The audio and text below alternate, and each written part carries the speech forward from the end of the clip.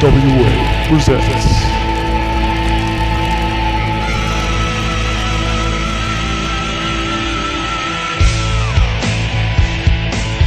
End of Days. Welcome everyone to the beautiful Madison Square Garden in New York City! And a season's greetings to all of you as we are ready to close out the year in style. Take a look, it is jam-packed, sold out. Many people had to be turned away at the door to come to see this final pay-per-view of the year. Hello everyone, RJ Peckham alongside my broadcast colleague, Mark Adams. And tonight, Mark, this is our final pay-per-view for the year, End of Days.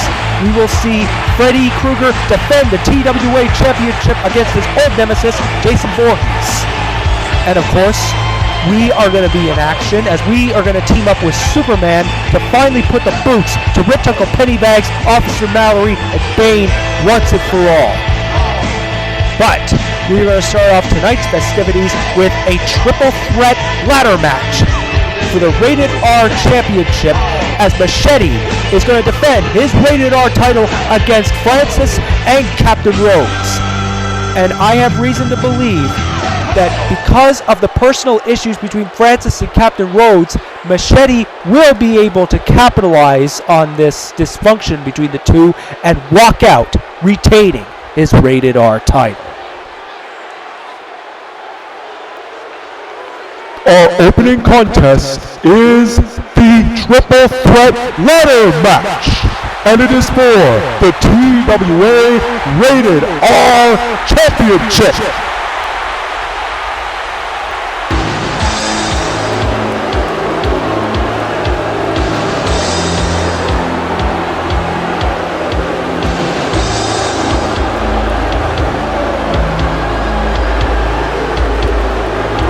Introducing the challengers. First, from Palatka, Florida, weighing in at 213 pounds, Captain Rhodes. Machete and Francis are going to be leaving Madison Square Garden in two separate ambulances. Meanwhile, this guy, he's going to be leaving in a brand new Ferrari because he's going to earn all kinds of cash from winning that Rated R title. So you seem very confident, Adams, that Captain Rhodes is going to walk away Madison Square Garden with the Rated R Championship. Sure, one step closer to winning every single title this company has. Well, as accomplished a performer as Captain Rhodes is, he is going up against a champion that specializes, that spells force. And weighing in at 231 pounds, Francis. If anybody cares, could someone please try to find out where this guy really is from?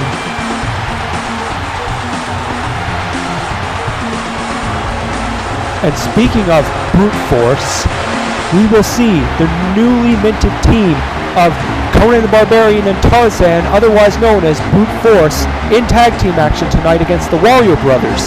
The winner of that bout will face Stanley Kubrick's men, Jack Torrance and Alex Delarge, for the tag titles at the Royal Rumble. But it'll all be for naught. Or we shall just wait and see.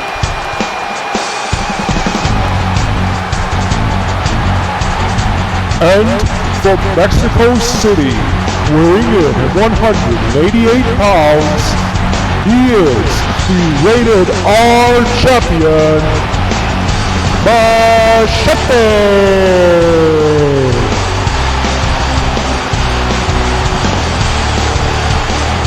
He is the epitome of hardcore.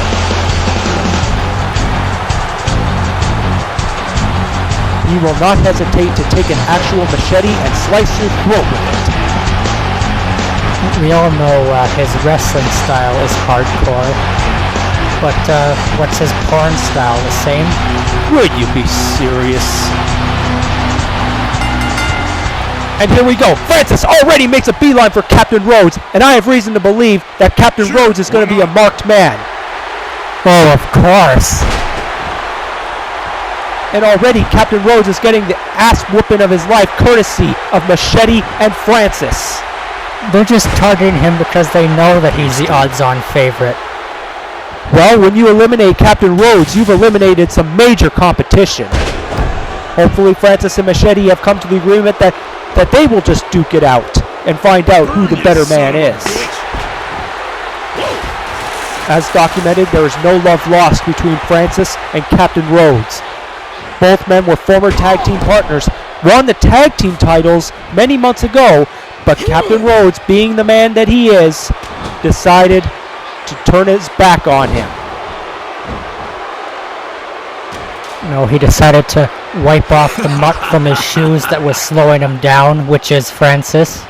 Francis was just as equal in winning the tag team titles as Captain Rhodes was. What are you talking about?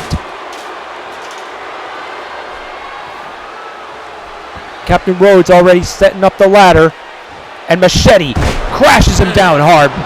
Suplex, and Francis smacks a steel chair onto Machete's head. It's as legal as a wrist lock here.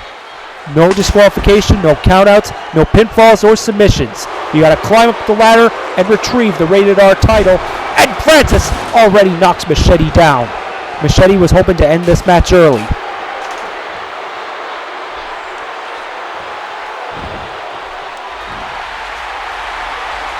Now, if it came down to overall wrestling, I would say Captain Rhodes has the leverage.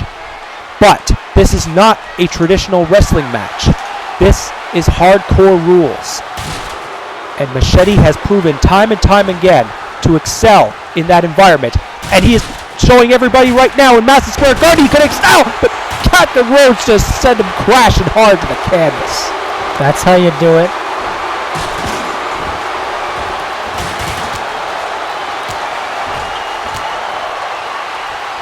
Look at Francis, he's stuck.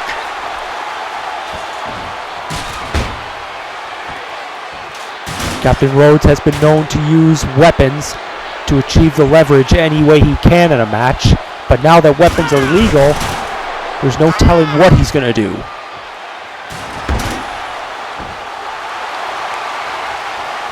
And Captain Rhodes is not getting any accolades from the crowd here in New York City, not that he cares. And the ladder just got knocked down and smacked right into Machete's face. And I'm sure he just doesn't care. There's the meat grinder. Machete. He doesn't feel pain. He just uses it.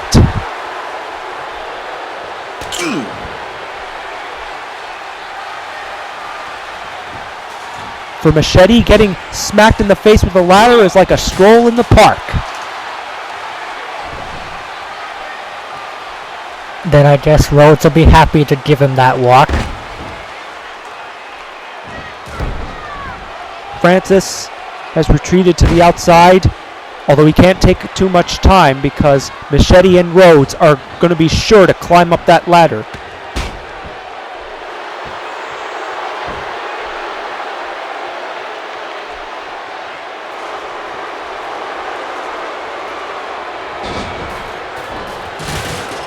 I don't think the ladder was anywhere near where the Rated R belt is sitting.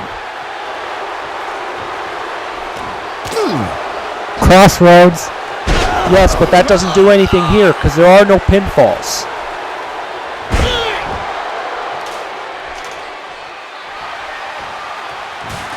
I gotta tell you, Mark, I'm feeling pumped up and I'm ready for our upcoming match later in the night, where we team up with the Man of Steel, Superman, to take on Bane.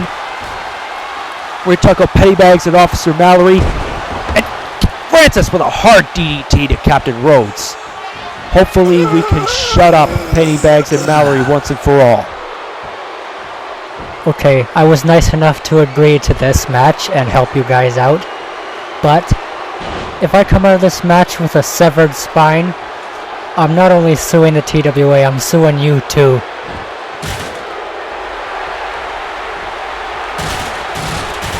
You never like to get your hands dirty, do you, Mark? Only if it's people I know I can beat. Then just go in the ring against Pennybags. You can be sure to beat him. I mean, you own a victory over Kiss Ass, don't you? Oh! Captain Roach just powerbombed Francis right into the ladder. His spine has got to be tender at this moment. And not helping matters is Machete with that backbreaker.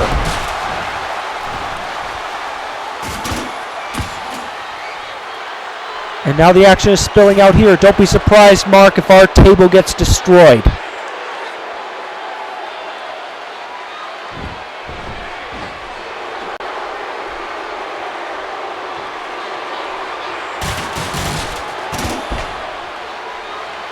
Captain Rhodes now working over the arm of Machete. Quite frankly, I don't understand the modus operandi. There are no submissions. And how is working on the arm of Machete supposed to prevent him from climbing up the ladder? Don't question Rhodes. And Machete with a hard hit with the ladder. No way, Jose. Anytime it's man versus steel, guess who wins? Now Francis already knocks down Captain Rhodes using the steel ladder.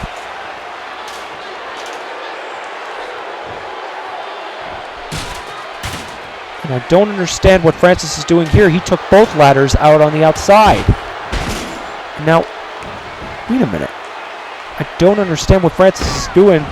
He's walking away, but setting the ladder on the outside. Quite frankly,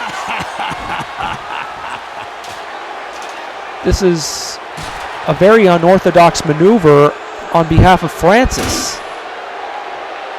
Oh, wait a minute. I know what that cheat is doing. He's using the same tactic he used in the very first bank heist match to win this. Well, Francis is familiar with ladder matches. As been documented, he was the very first bank heist winner.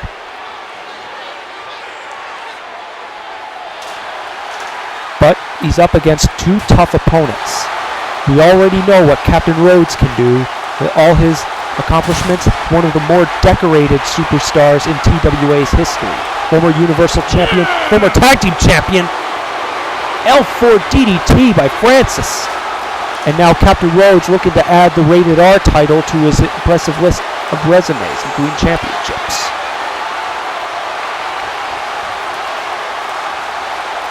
Captain Rhodes, he's out. His clock was cleaned. Wait a minute, he's trying to come back. Francis has set up the ladder, but Machete and Captain Rhodes are already far away. But Francis could be making that climb up the ladder. If he's quick, we could see a new Rated R champion. Rhodes, please hurry. Francis is just one rung away from achieving his dream of the Rated R title. Is he going to do it? Is he going to do it? Machete's down. Captain Rhodes is nowhere near, but he fell. oh my God. It was just that close to being over, but Francis collapsed. I think maybe his spine gave out after the massive beating his spine took at the hands of both Captain Rhodes and Machete.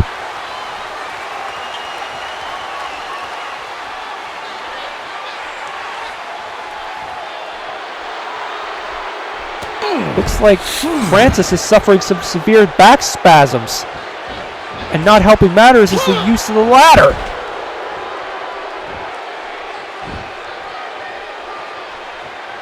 Do you regret facing Rhodes yet again, Francis? I don't think he does. Oh, this'll do it for his back. Oh! Massive suplex. Not doing that spine any favors. Go to hell. I thought he was going to throw him on the ladder. Captain Rhodes got rammed full force into the ladder, and Machete greets him with a decapitation clothesline.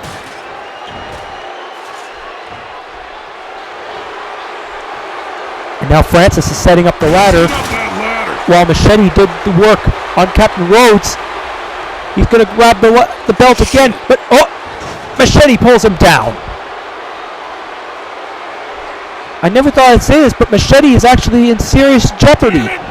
He hasn't made one climb up the ladder to retrieve the Rated R belt.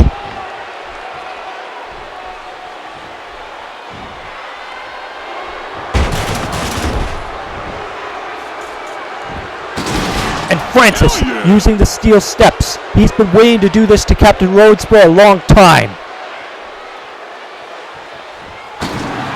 And he whacks Machete for good measure. And down goes Rhodes.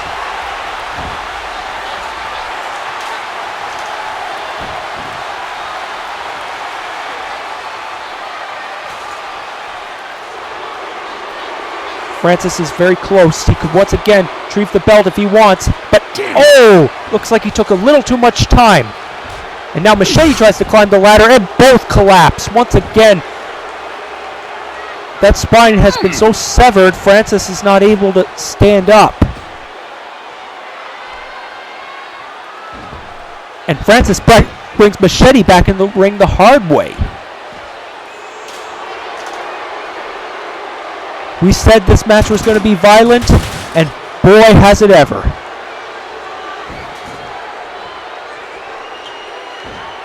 Oh, he tried to whack Machete with a steel chair.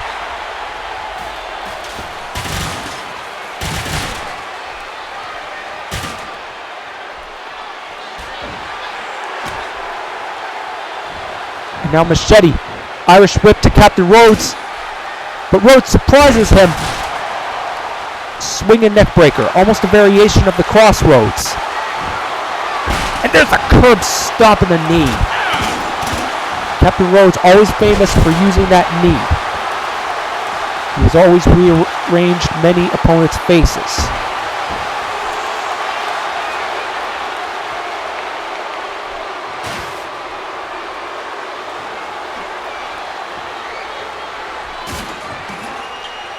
And now it looks like Francis, was he going to set up Machete through the table? Or, oh, wait a sec, he doesn't want Machete, he wants Rhodes. But wait a minute, there's the meat grinder again. Oh! But it wasn't in the table. And Machete just got tripped on the steel steps. And now, Francis has been waiting to do this to Captain Rhodes since they broke up. No, don't, Francis. He's gonna go high risk. Oh, Jesus Christ, superstar! Was he able to execute the maneuver, or did Machete shove him off? Bottom line, Rhodes got up first. And now once again, the crossroads. Down goes Machete. But Francis is the one making the climb up the ladder. He can retrieve the Rated R belt. But wait a minute, Captain Rhodes is up there too. And those two are fighting tooth and nail. Machete's down. His title reign is in jeopardy. Oh, wait a minute, he's getting up. And both men are down. Machete just saved his Rated R title from being in serious jeopardy.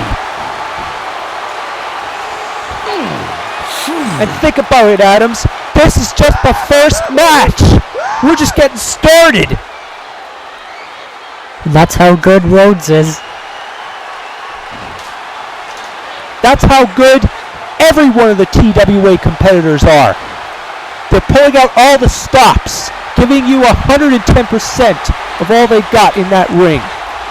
And now Francis trying very hard to become Rated R champion. But as I said, documented before, the spinal problem suffered from earlier in the match is starting to weigh him down.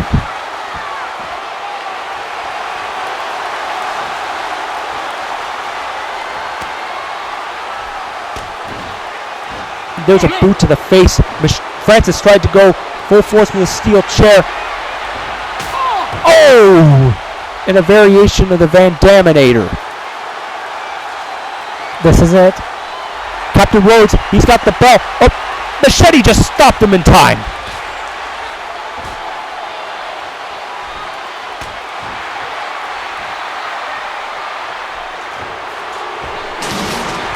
Oh, and Captain Rhodes not only got sent to the outside, but he crashed into the steel steps.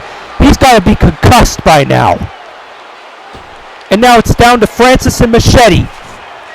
It's a safe bet one of these two is going to walk out with the Rated R belt.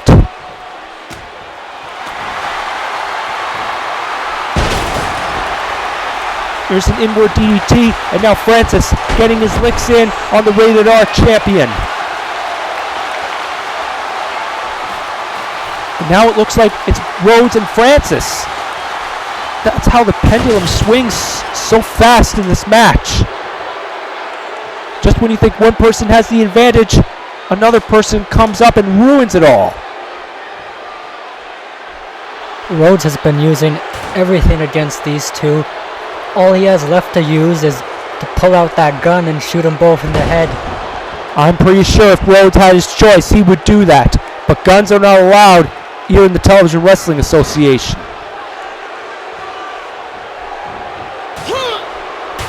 Francis just got smacked right in the ladder. Captain Rhodes has actually shown he could survive in this particular environment. Of course he could.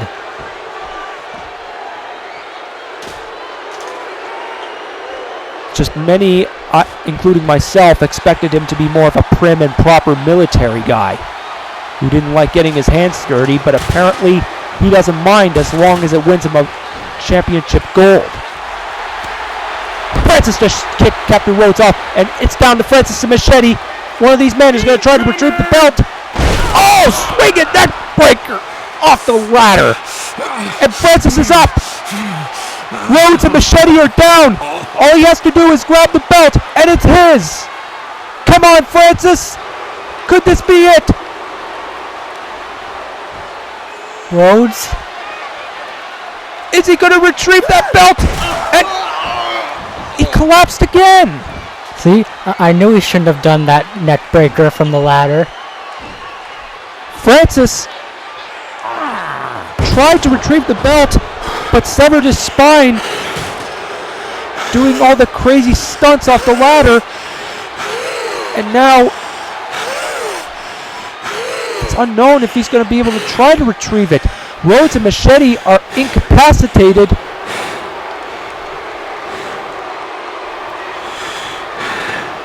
Francis has set up the ladder again. Could he try to reach it? Can his spine hold out for just a few more seconds? Oh, come on. Throw him off, throw him off.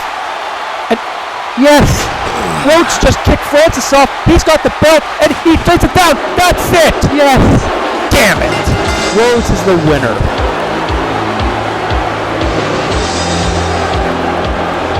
Winner of this bout, and new Rated R champion, Captain Rhodes. Tag Team Champion, Universal Champion, Rated R Champion. What's next? Well, through hell and high water, Captain Rhodes is now the new Rated R champion.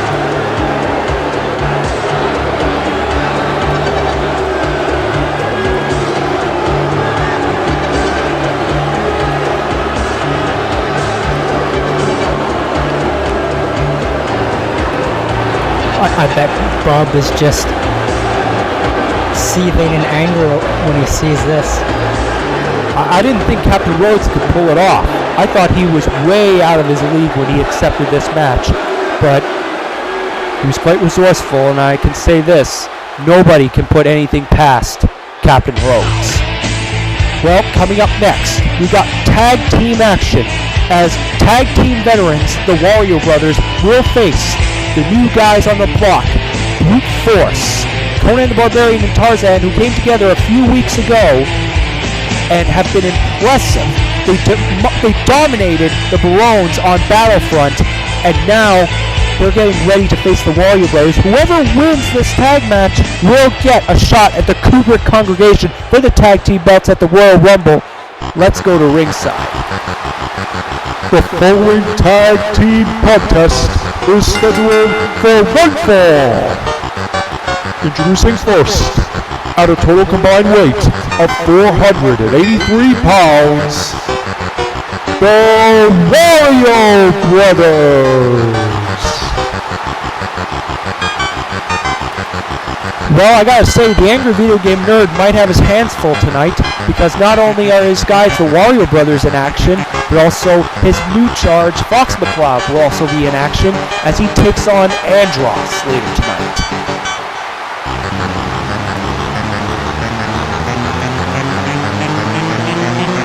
The Wario Brothers, without a doubt, are a very talented group.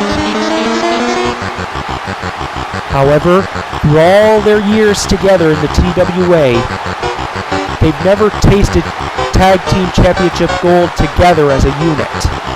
While Luigi has, of course, tasted Tag Team Championship Gold once before, but with a different partner in Donkey Kong. So maybe that'll make him realize that maybe Wario just isn't the right partner for him.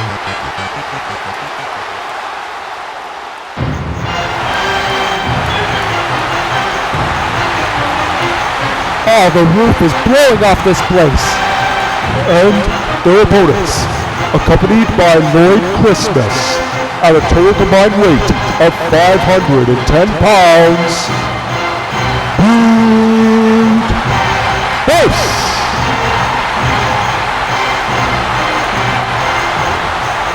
How do you picture Conan, Tarzan, and Lloyd Christmas in the same room? Well, Lloyd Christmas somehow has broken through to these guys and has gotten them to work together as a unit, and Lloyd Christmas has actually found his groove managing these two impressive physical specimens. Oh, actually, you know, maybe I'd like to see Brute Force win. I would absolutely love to see how Lloyd is gonna try and outwit Kubrick. And Conan already starting off strong. Wario has also displayed some strength in the past before as well. But these two men, Conan and Tarzan, are pillars of strength. I mean, Lloyd and Kubrick have got to be separated by a couple of 100 IQ points. Well, I hope that Stanley Kubrick and his goons, Jack Torrance and Alex DeLarge, are watching this match in the back, because they're going to have to face either one of these tag teams at the Royal Rumble. And both of these teams are going to be hungry, determined, and willing to unseat Torrance and DeLarge of that championship gold.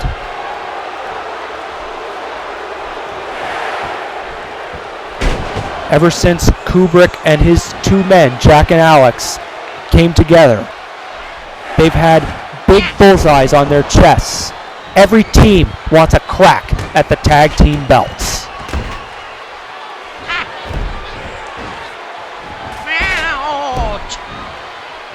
Lloyd, you're in the wrong corner. I don't quite understand what Lloyd Christmas is doing right there. He's looking at Wario. Maybe he's hoping to distract him. Yeah, look at Wario, try to look away. And Waluigi actually showing some strength of his own against Conan the Barbarian. And Wario just got smacked on the outside. I don't know if that's wise on Lloyd's part, because his team could end up being disqualified. Yeah, well, has Lloyd ever been wise? And of course, the credentials of Conan the Barbarian speak for itself. Former two-time TWA heavyweight champion. Yep, and that was only 2 years ago. Doesn't matter if it's 2 years ago or 2 weeks ago. Conan the Barbarian has set his legacy in the TWA, and he's hoping to expand on it with Tag Team Championship Gold, provided Brute Force goes over the Wario Brothers as well as Jack and Alex at the Rumble.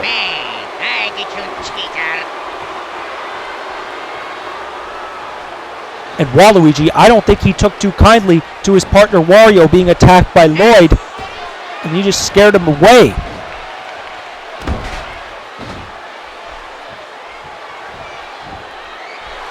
And now Conan makes the tag to Tarzan. The Ape Man is going to try to go all crazy, but Waluigi, the wily veteran, ducks out of the way.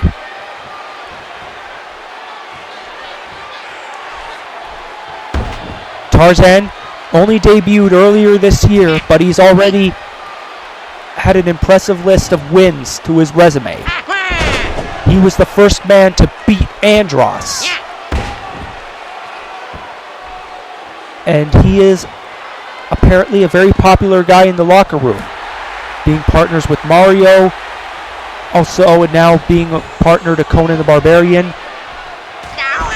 Let's see if Tarzan can parlay his friendship with Conan the Barbarian into Tag Team Championship gold.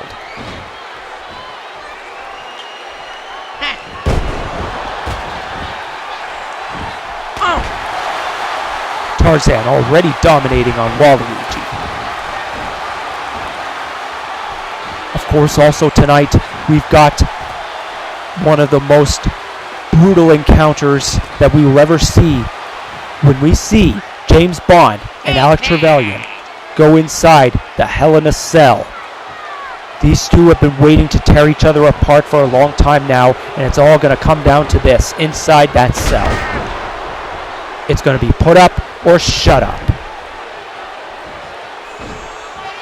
One of these individuals will not only never be the same, but one of these individuals may be out of the TWA when all is said and done. It's like Trevelyan said last Battlefront, one of them may be leaving in a Union Jack garbed casket.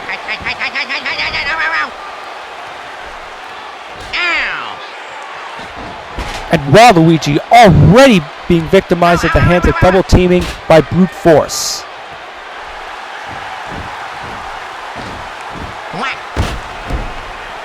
Waluigi, he is without a doubt the quicker out of his team. Both Waluigi and Tarzan are the agile ones of their group. And Lloyd, I don't understand what he's doing in there. If he's not careful, he's going to risk disqualification.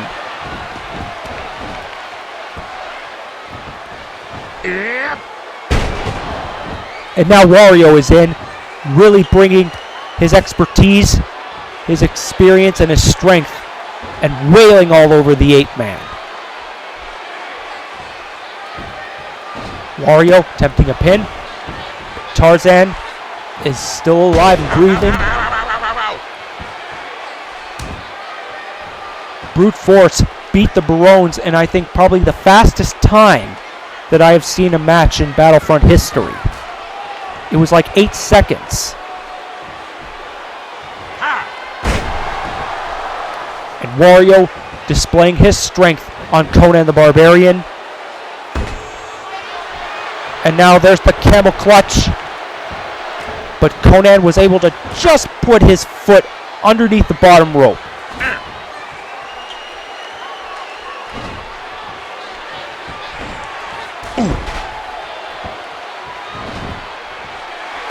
The Wario Brothers have waited for a long time to get tag team gold around their waists, and they hope this match will get them there. Here's the pin. 1. Forget it. You're not going to keep Conan the Barbarian down that way. And Wario already displaying some unique strength of his own against the former 2-time TWA champion Conan the Barbarian. Well, RJ, I just got a call from Maze.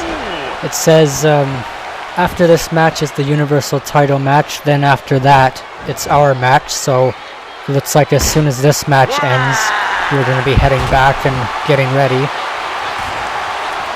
I got my ring gear on. I hope you do too. And Lloyd Christmas with a drop kick. I don't know if he hit the mark. Referee, would you do your job and throw that idiot out? Hey, he just low-blowed him! Although the referee didn't see it. And I don't know if, since Waluigi's not the legal man, I guess it doesn't count. And now Conan, already with a pin. One. Oh, that would have been over if it not been for Waluigi breaking up the count.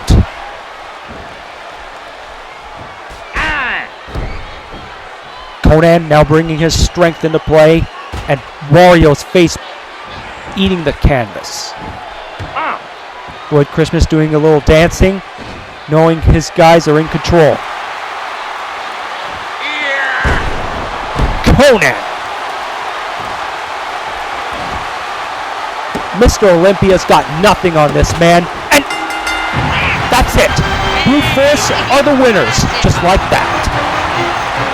Your winners, Brute Force. Kubrick's gonna love this. Okay, I'm ready, RJ. Well, I guess I'm ready too. Congratulations to Brute Force.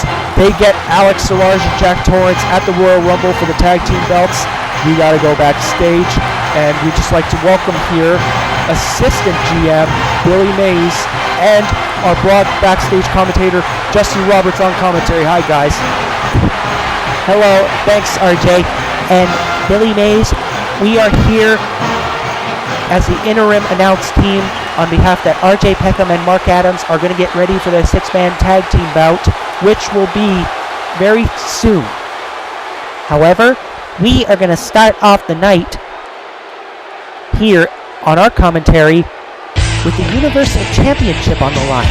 And it's going to be the most interesting man, Universal Champion, defending his belt against the undefeated Gigant.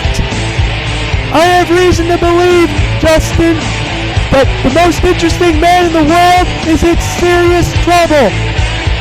Gigant, undefeated. He's got all the bases covered. He already beat the most interesting man in the world once.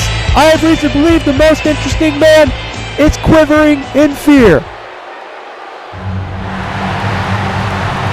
The following contest, scheduled for one fall, is for the Universal Championship.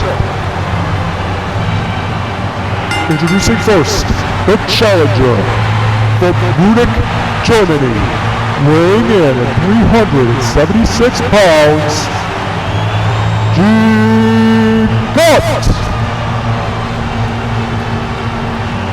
This man is powerful. Nothing else that can be said about him. He has gone through the competition like eating through a 6-foot Subway sandwich. This guy just continues to be hungrier for bigger competition. And he's going to whet his appetite here tonight, Billy, when Gigant steps into the ring with the Universal Champion, the most interesting man in the world.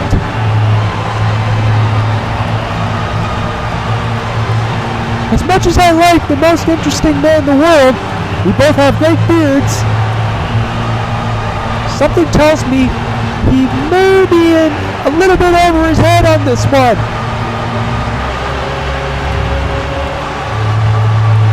He's got to come up with a battle plan and out-wrestle the German giant Gigant.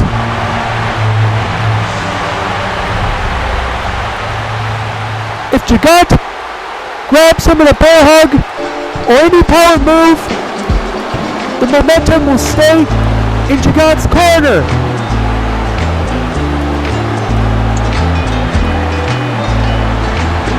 And his opponent, from wherever he wants, weighing in at 220 pounds, when he whispers to a horse, it whispers back. He is the Universal Champion. He is the most interesting man in the world.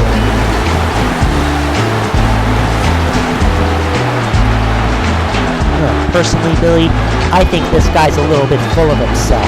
I mean, the nerve of this guy to actually make the moves on Meadow Queen, who, from the best of my recollection, is dating Nazareth.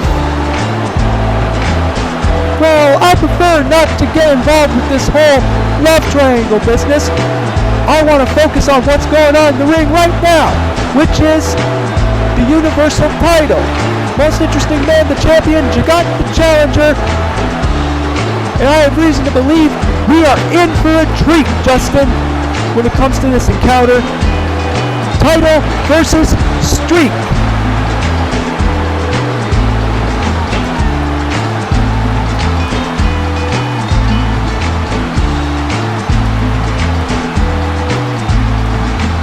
And look at the most interesting man in the world. Is he confident? You bet your ass he is.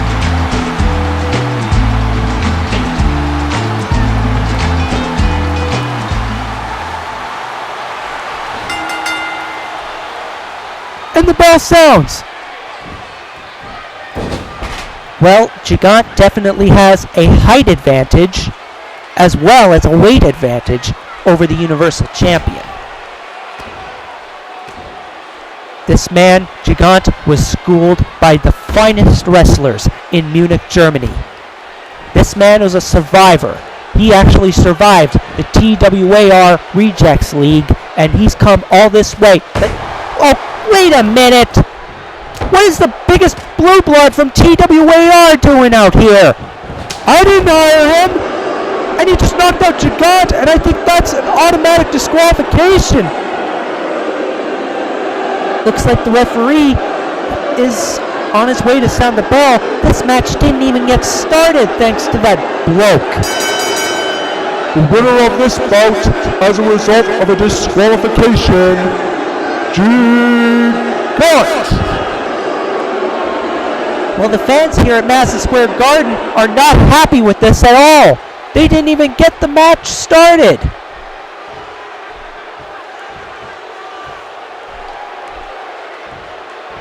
I mean, come on, security, get this guy out of here. I gotta tell you, Billy, that was a complete rip-off. We didn't get to see the Universal title match between Gigant and the most interesting man in the world. And fans are not too happy. Well, I can't say I'm not too happy either. I was really looking forward to seeing an encounter between two fine athletes. But now it's time for the six-man tag team match in which longtime announcing colleagues RJ Peckham and Mark Adams are ready. The following six-man tag team contest is scheduled for one fall. Introducing first, from the pit, weighing in at 271 pounds, he is the current prime-time champion, Bane!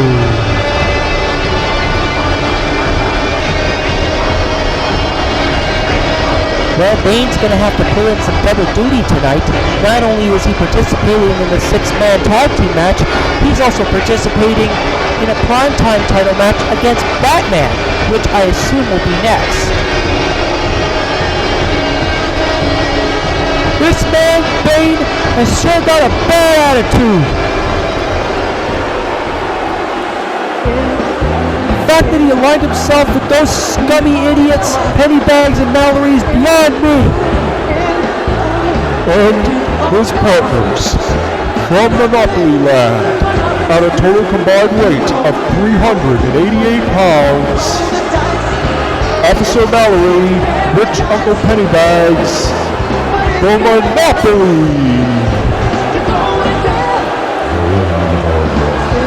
Ever since this goof got his stranglehold on the TWA's finances, everybody has more or less been miserable, including myself.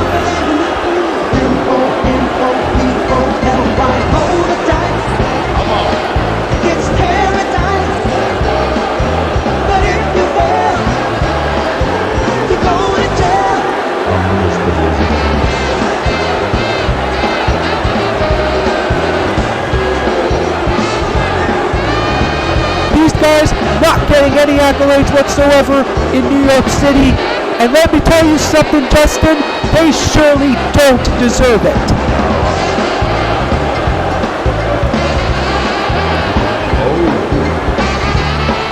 Now, I don't know if I can say anything too bad about my boss, otherwise I may get fired, so take it easy, Billy. and their opponents at a total combined weight of 590 pounds, Superman and the longtime voices of the Television Wrestling Association, Mark Adams and R.J. Peckham.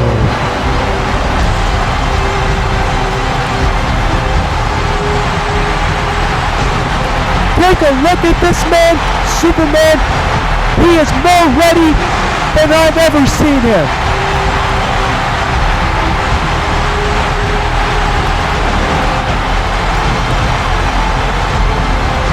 Mark Adams looks like he's in gaming condition, but we're going to start things off with the wrestlers, Superman and Bane. Superman already starting off strong. Not only one of the great icons of this TWA Federation, Justin, but also a class act. I have always been privileged to have Superman as one of my employees. I gotta say, I've been privileged too, Billy. Anytime I've interviewed Superman, it's always been a huge occasion. The man has always showed some great class in that ring. But right now, he looks like he's having some trouble faring against the current primetime champion Bane. Well, I can't take anything away from Bane either. Current primetime champion, former Universal champion. This guy is danger personified.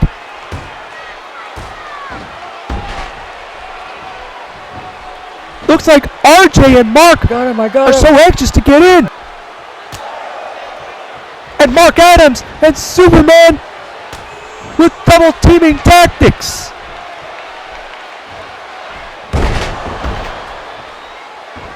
But it didn't seem to last long. Superman needs to cut the ring in half if he wants to keep the momentum for his team. And now it looks like the big guy, Officer Mallory, is coming in to play. Superman already greeting Officer Mallory with a huge Russian leg sweep.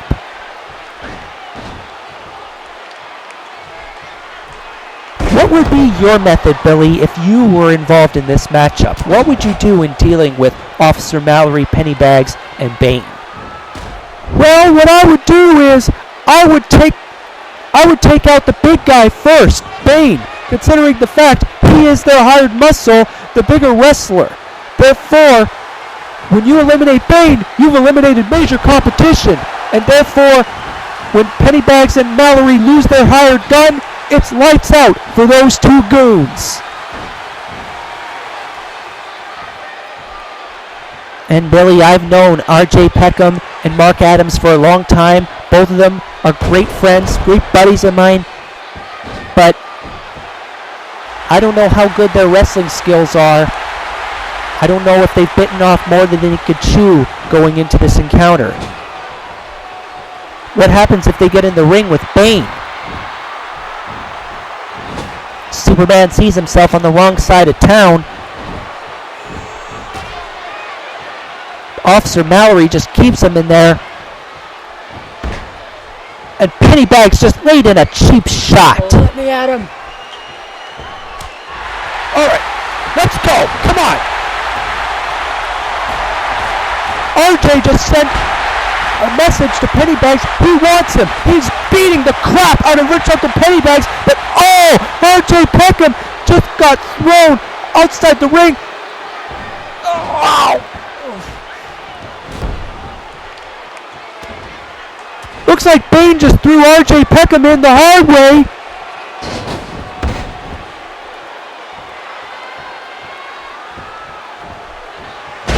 And now RJ Peckham with a snapmare. He's coming in with guts. He is prepared. Come on, tag me. All right, Mark, come on.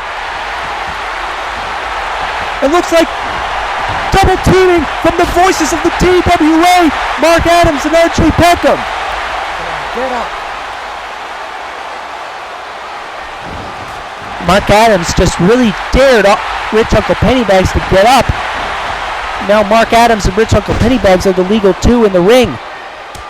Oh no. Shit. Superman! It looks like Mark Adams made the wise decision and brought in the Man of Steel. Superman with a hard power slam to Bane. Superman, oh, he lays a hard shot in to Officer Mallory, and he brings Rich Uncle Pennybags in the hard way.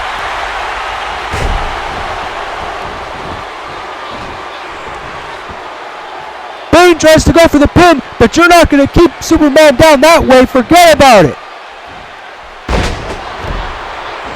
Bane is sure bringing the pain. I got to give him that. There's a reason every authority member has hired Bane for their camp. This guy just knows how to inflict pain on others and not only take it, but like it too. The guy is a disturbed individual, Justin. There is no doubt about that. It's Superman fallaway slam from the top rope. Unbelievable. And that's the power of the Man of Steel. I don't think Impact Channel has anything on this guy. It's Bedlam in the ring now. It's Superman with a hard fist. Also, I'd like to point out, if Superman, RJ, and Mark are victorious, that Superman gets a brand new contract. Oh, and Rich Uncle Pennybags just crashed down on Superman with a dive. But that didn't phase Superman much. And Rich Uncle Pennybags had to pay sooner or later for sticking his nose in the Man of Steel's business. Personally, I wouldn't mind if Pennybags and Mallory were out of commission because of this match, and we finally get a new boss. I have the displeasure of working with those goons every week. RJ Peckham, very brave, tried to stop the count, or the submission hold that Bane applied on Superman.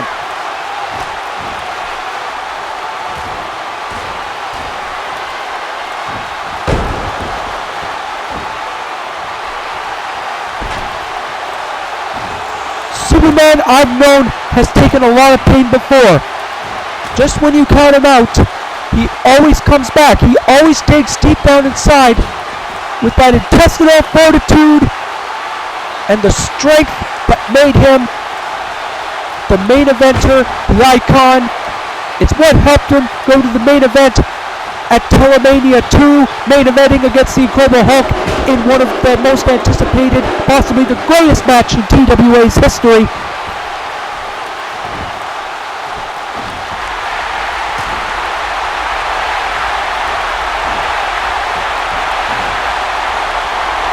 And now Superman full force with the super slam. RJ just knocked Rich Uncle Pennybags off the apron. Here's the pin. 1, 2, no!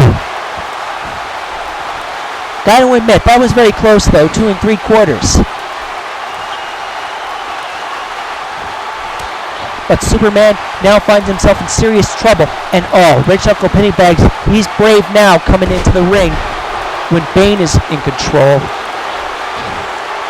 And here's the pinfall. 1, 2. Mark Adams tried to stop it. How humiliating would it be for Superman to lose to Rich Uncle Pennybags? I think Superman would retire first before he ever allowed himself to lose to Rich Uncle Pennybags.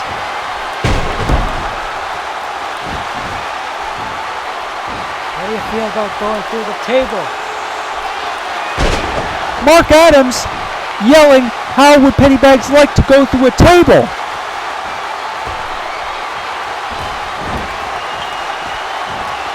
And now it looks like the action is spilled out here. Superman gets thrown back in the ring, but Mark Adams is... Get your camera. Looks like Is he going to destroy his own announce table? Yes, I am, Justin. Now shut up. Okay. Mark Adams usually complains about other people breaking his table, but now he's willing to do this if it means ridding the TWA of Rich Uncle Pennybags once and for all. What are you waiting for, Mark? Come on. He's slippery.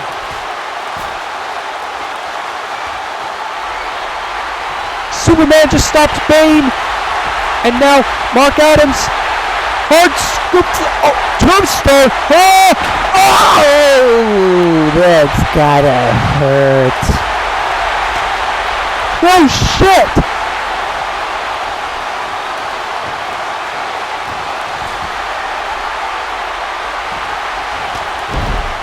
Pennybags just fell hard through the Spanish announce table, and we're left with nothing here to call the action except for what we see just above the ring. And now RJ Peckham with a hard, stiff shot.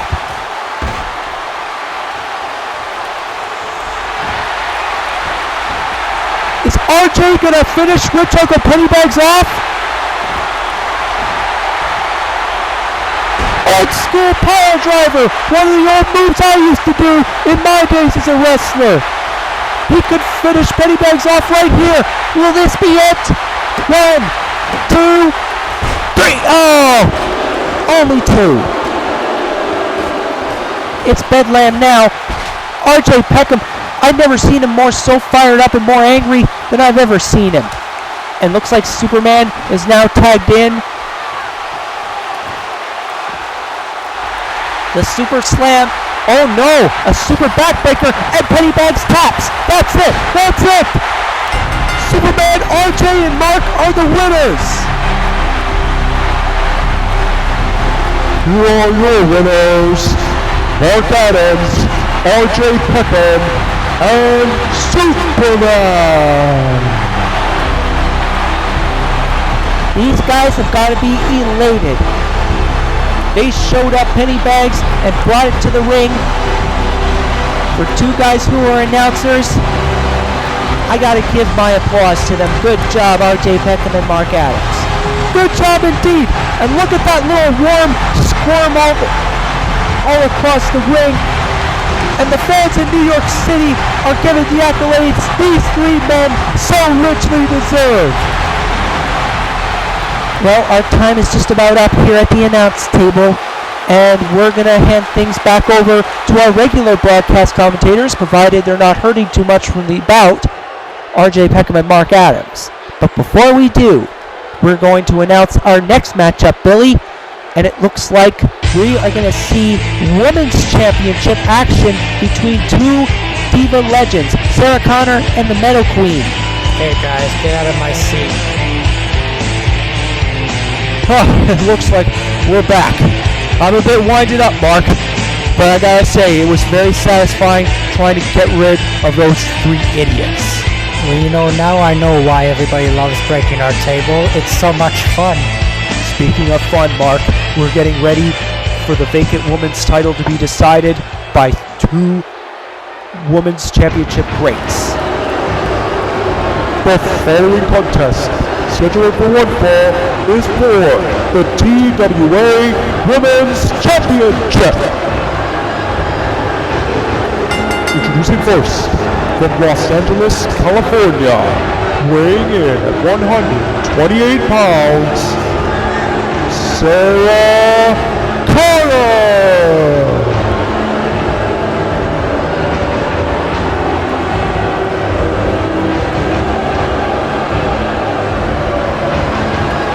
Well, I didn't realize. Ow!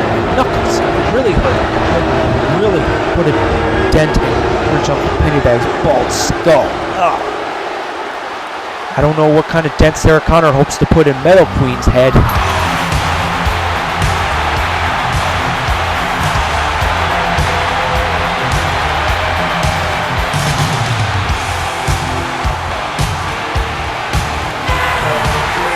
And her opponent, from Vancouver, British Columbia, Canada, weighing in at 140 pounds, McCloud.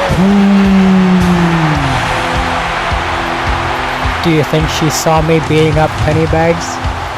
You think she was impressed? Well, I'll tell you what she was not impressed with. The most interesting man in the world's performance, if you could even call it that. He didn't even have to get in the ring against Gigant as apparently we had witnessed interference. Oh yeah. Wasn't it biggest blue blood? How do these rejects keep coming into our federation? I don't know, but we gotta do something about it. I can't stand seeing them anymore. These two know what it's all about. That woman's title there means everything to these two divas. Metal Queen, Sarah Connor both have come such a long way. They have worked so hard to get that woman's gold around their waist. And for the first time tonight at TWA's End of Days, Adams, one of these two divas is going to walk out of Madison Square Garden in New York City a 3-time women's champion. Of course, we saw these two get it on at End of Days last year, as we saw Meadow Queen win the women's championship from Sarah Connor in a triple threat match. Does Sarah Connor hope to erase last year's End of Days, or will history repeat itself?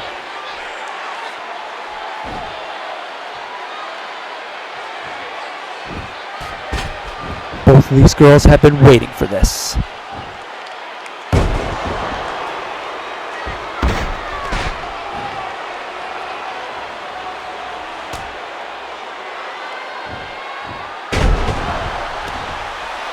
There's a hard snapmare. It's no secret who the crowd in New York is behind. They are behind Metal Queen. You can see the All Hail the Queen signs right in the front row. I'd like to be behind Metal Queen too. Another man who would enjoy getting into Metal Queen's behind is the most interesting man in the world. But Metal Queen hasn't been putting up with any of his unwanted advances.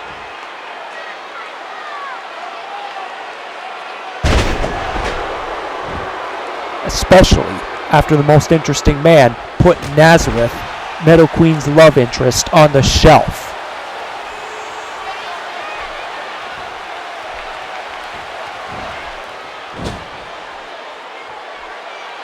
Meadow Queen doing a superb job thus far at neutralizing Sarah Connor and her offense. These two have got it on many times in the past. The Hell in a Cell back in September of 2013.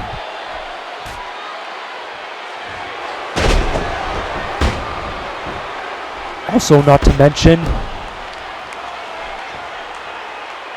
their subsequent match at End of Days, as well as the Royal Rumble earlier this year.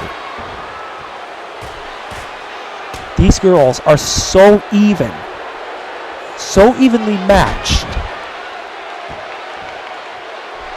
that it's hard for the Las Vegas betting pool to determine who is going to walk out of New York City with the women's title around their waist.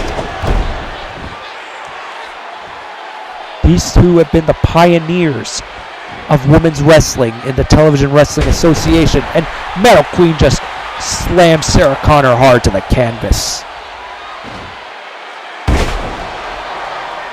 These two are more or less the Trish and Lita of our women's division.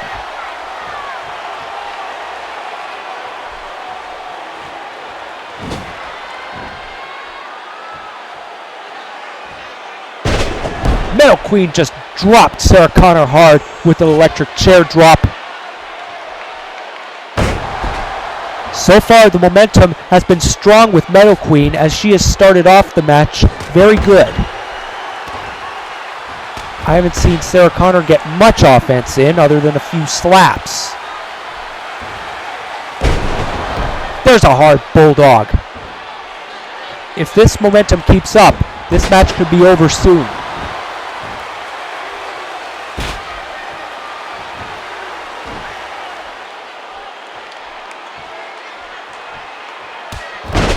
And Sarah Connor with a hard enziguri kick, and now the momentum has shifted just like that with the snap of a finger. Sarah Connor with a hard decapitation clothesline, but Metal Queen is not going to put up with that crap.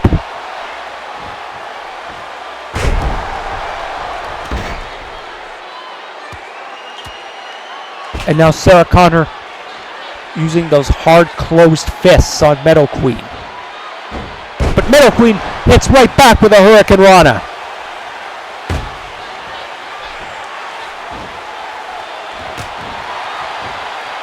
And the Queen DDT! Sarah Connor could be down and out. We could already be witnessing a new women's champion. One. No. Sarah Connor. Now we're gonna see a new champ.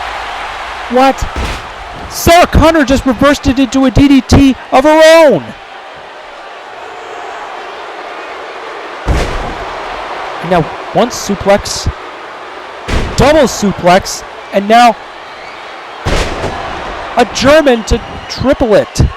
And now Sarah Connor with a huge move like that, she could be new women's champion. One, two, no.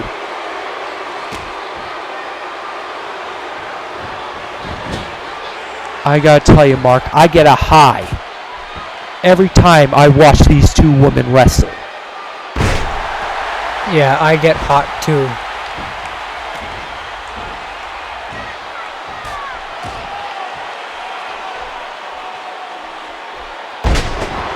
These two could probably fight for 2 hours and I wouldn't get bored.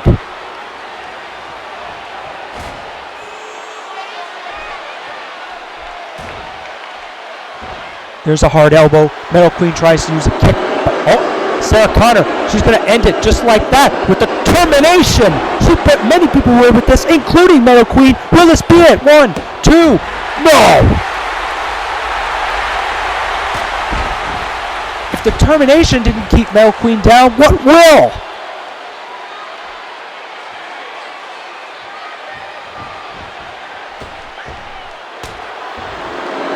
Oh, not again. Looks like it's going again. Termination! Center of the ring. And here's the pin. New Women's Champion. 2, no!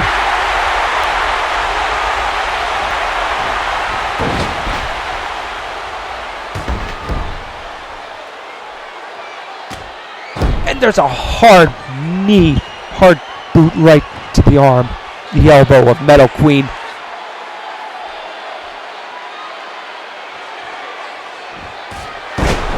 It's all one big game of chess for these two divas. They're always knowing what each other is thinking.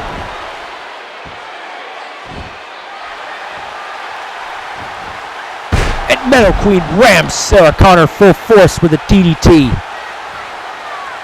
Oh, but rakes the eyes, and now the dirtiness is coming into play. Metal Queen in no mood to play games.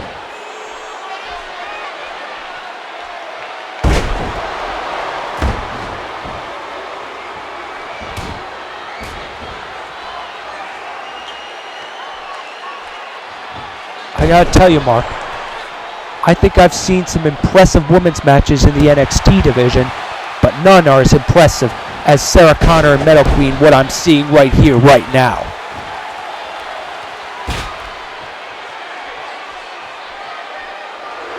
And a hard fist, but Metal Queen just keeps coming back up. Reverse Irish whip. There's a knee to the face, and looks like, oh, I thought that was going to be the setup for a third termination. And now Sarah Connor again going for the suplexes. Metal Queen was dominating the bout earlier on, but now the momentum is clearly sided with Sarah Connor. 1, 2, no! Only a 2 count. It's hard to tell how much longer this match is going to go. Half Boston Crab. Is Sarah Connor going to tap? And the answer is no.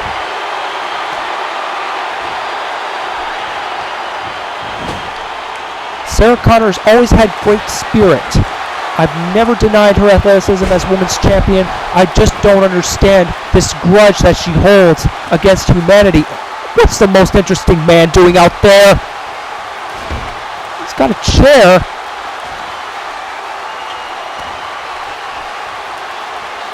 And now the referee having stern words telling most interesting man to leave.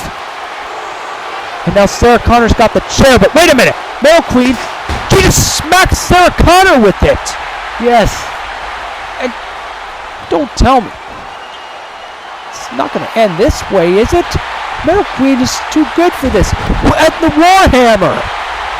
And here's the pin. 1, 2, 3! Yes. We have a new women's champion!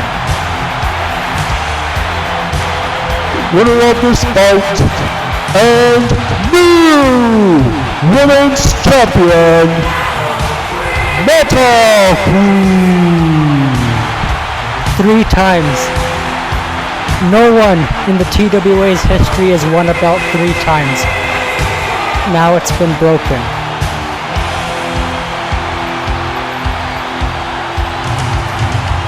Now most interesting man is coming in to celebrate.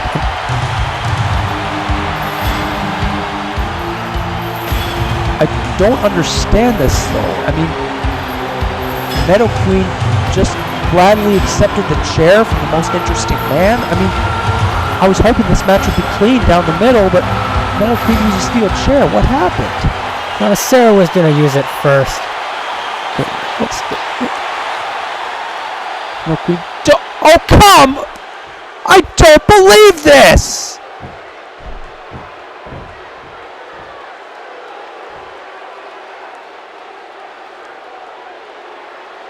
This woman has fallen under the spell of the most interesting man in the world? I thought Metal Queen was better than this. But I guess the Women's Championship means more to her than anything else, even if it includes joining forces with the most interesting man. I don't believe you. You just turned on her in like 5 seconds. Well, I do not approve of the way she won the title. She used a steel chair. Coming up next, folks, we've got the man, the legend, Chuck Norris, taking on the challenge of the one they call Slender Man. And this match is sure to be personal. Chuck Norris has made it known to Slender Man he is not going to take his soul. Chuck Norris is going to take Slender Man's life. The following contest is scheduled for one fall. Introducing first, from Dallas, Texas, weighing in at 224 pounds, Chuck Norris. I know he's Chuck Norris, but if God couldn't beat Slender Man, how's he gonna do it? Chuck Norris, he's not intimidated by anybody. He doesn't let anybody get under his skin. He was a former TWA heavyweight champion for a reason.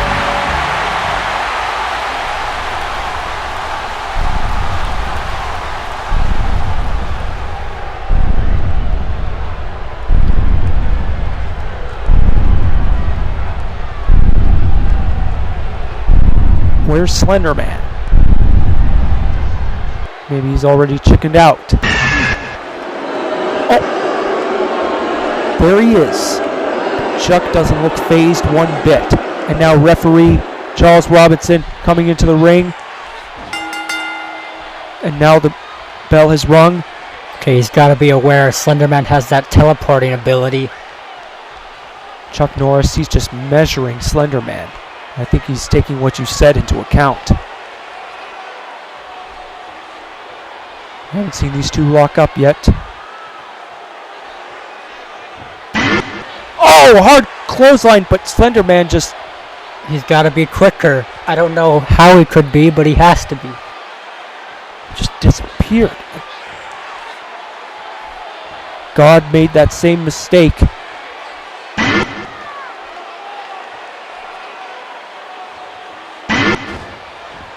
I don't know what he's gonna do. Chuck is trying, but Slender Man, he just keeps appearing and disappearing out of will, out of nowhere. How do you deal with an opponent who is not human?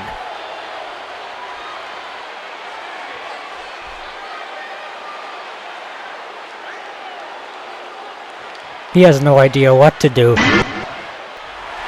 He wasn't even close to the grappling point. Oh, and now Slender Man has already dropped Chuck Norris like a bad habit. He tried the uppercut, but once again the teleport came in, and now Slender Man hits a hard punch. I don't know what Chuck's going to do. He's going to try to go to the rope, but it did not nail. Maybe he could throw in the towel. Maybe he'll spare his life. Oh, now Chuck's really getting desperate, trying to use a steel there, but didn't work. I don't know if the referee would approve of it. I don't think the referee's gonna care. I mean, he'll probably get his ass kicked if he disqualifies either of these guys. What does Norris have to do to beat this? Oh, and he finally scouted Slender Man's teleportability and is now using the full force kicks. Chuck Norris for the first time has the edge.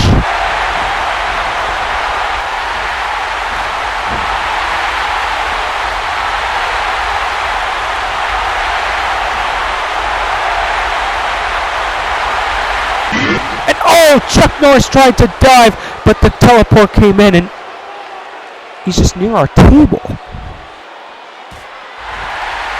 And Chuck Norris caught Slender Man off guard. Now he's just got the steel steps all of a sudden, but oh, Chuck Norris is now going to take it to him.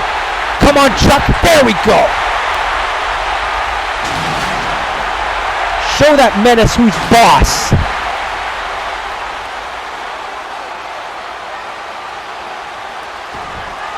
Chuck Norris has finally been able to dominate. And here's the pin. One. No. And there's the Hurricane Rana. Looks like Slender Man's teleport abilities are not saving him now. Hard fists. But up! Right from the beard itself. Is he gonna roundhouse him? This would be a joyous occasion. Roundhouse. That's all he's got to do is pin him. Just do the... Oh no. Now Slender Man's up the top rope. Oh! Roundhouse kick. Jesus Christ, superstar. He knocked Slender Man into next week. Is the pin. 1, 2, 3. Oh! Oh, come on. There's that vice grip, but Chuck Norris grabs the ropes. I thought that was seriously it.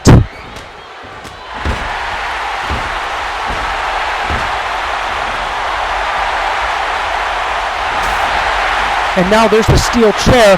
Normally that would be signs for a disqualification, but I think referee Charles Robinson understands the gravity of the situation and is just going to say, hey, let him wrestle. And a hard splash.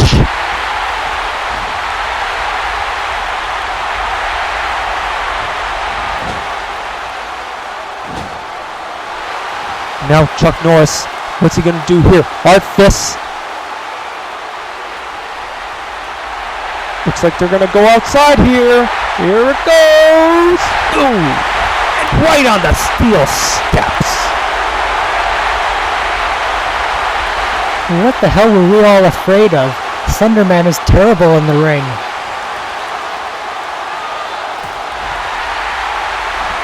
Chuck Norris is just exposing him for the fake magician that he is.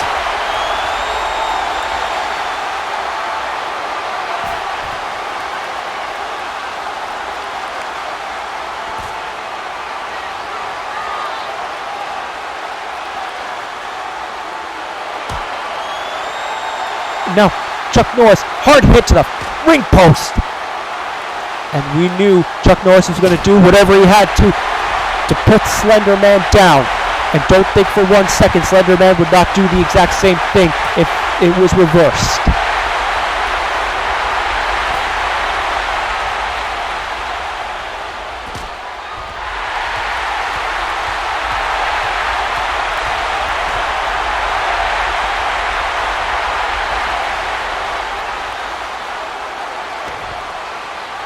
And I don't know what Chuck Norris is planning to do here.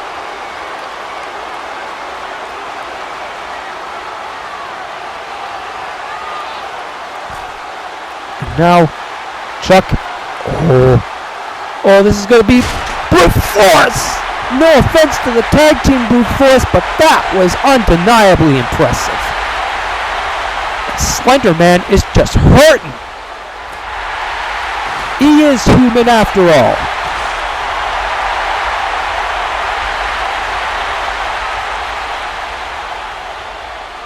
I didn't think this was going to be a squash for Chuck Norris. Nobody suspected Chuck Norris to be able to pull this off. But that is... I don't know how to explain it. It just speaks to the will, to the intestinal fortitude that Chuck Norris has in his body. And the flying elbow drop in the top rope destroys our table. He's been through all the OMG moments. All that's left is the ring break. I don't think either man are heavy enough to make that happen.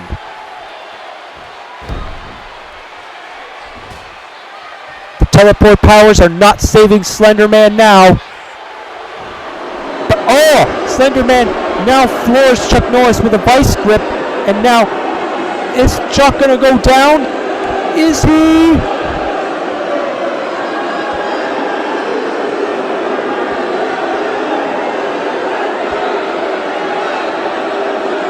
No matter how much Slender Man is smothering Chuck Norris, he's got the hands way across the mouth and the nose.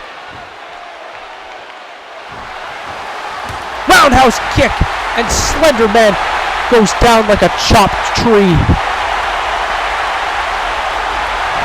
There's the pin. 1, 2, no!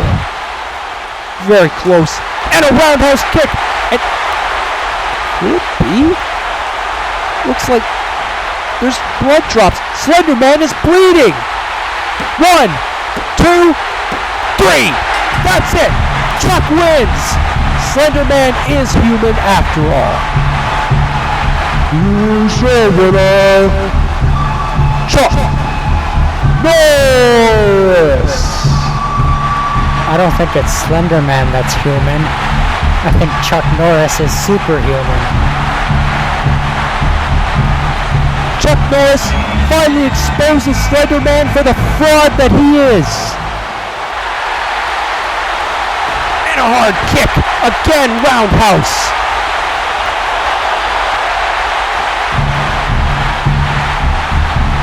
The static is cleared.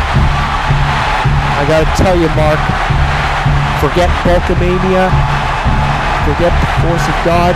There is only one superpower in the universe, and that power is Chuckamania.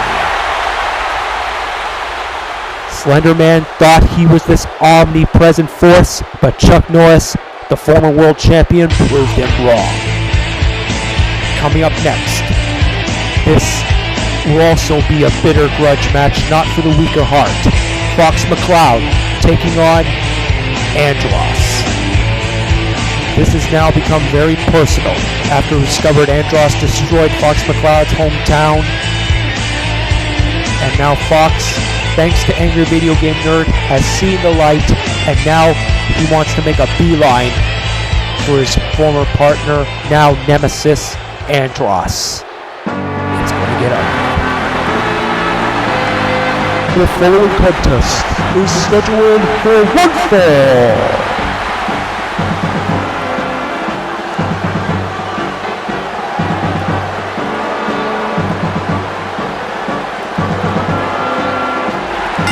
Introducing first, accompanied by the Angry Video Game Nerd, from Cordelia, weighing in at 186 pounds, Fox McCloud. Fox McCloud is hearing something he hasn't heard in a long time. Accolades from the New York City crowd. And why not?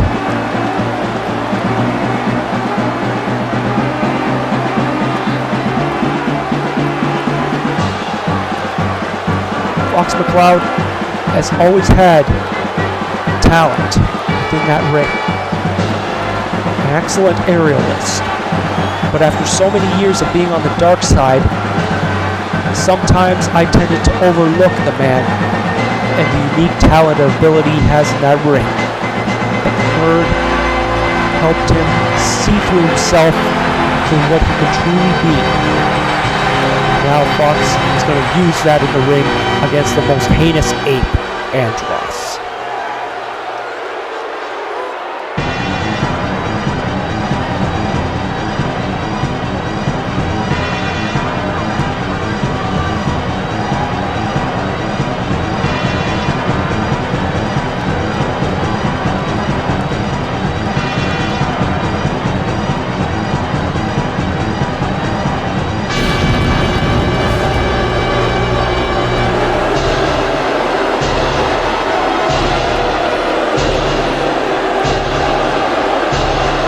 And his opponent, from Phenom, Andross.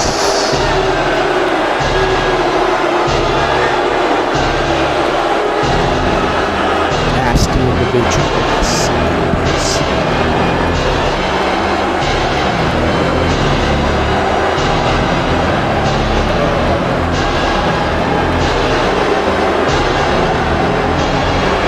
Like Karis, he too has had a good 2014 in terms of a win-loss record.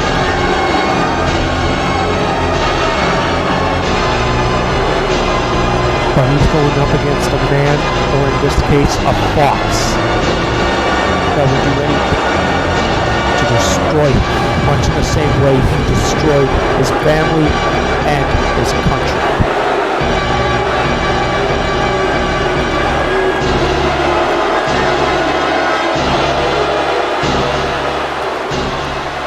Fox McCloud, he's charged up. He wants him. The bell rings, and now here we go.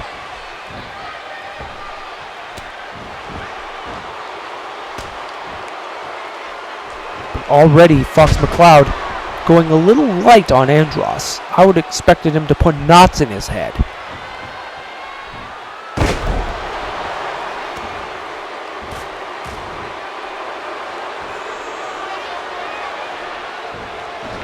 Of course, Fox McCloud has a bit of an edge here, considering he pulled off the victory over Alex Trevette. But wait a minute, here comes Mario. I guess here to help Fox McCloud get a helping hand.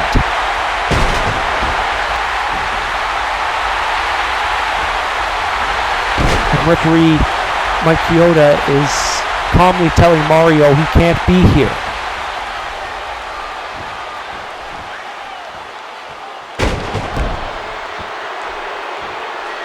Looks like Mario and the Angry Video Game Nerd are here at ringside.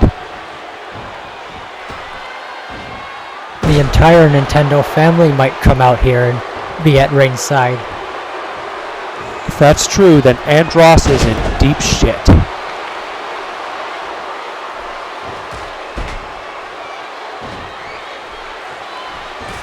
We saw Fox McCloud pick up a victory over Alec Trevelyan last time on Battlefront, and also James Bond pulled off the victory over Andross, which shows that Fox McCloud logically should have the momentum on his side, but so far that hasn't been the case.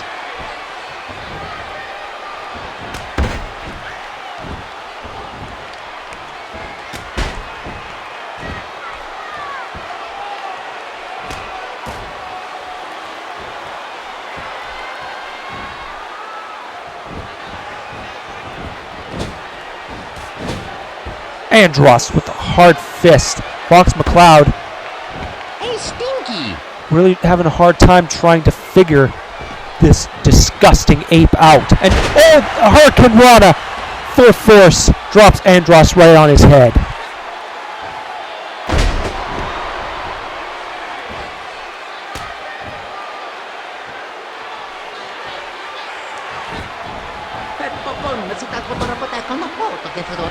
And now Mario, he's having words with Andross. He wants to go at it with him. I bet there's many people in the Nintendo family who want to go at it with Andross, but it's got to be up to Fox McCloud to do it.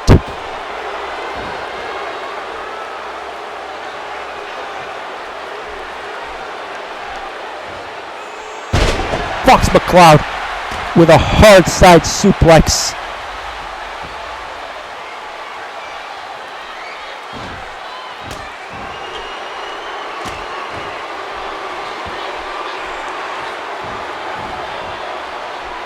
Fox has got to dig deep down inside, pull out all the stops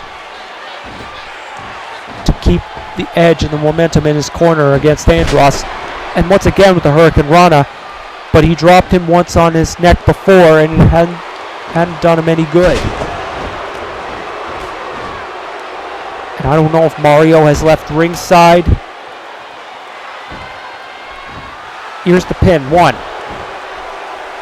Only 1.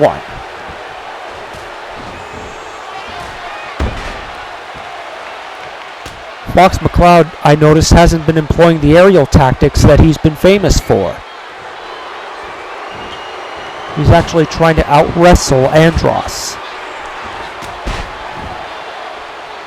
Now here comes the flying kicks. The roundhouse kick.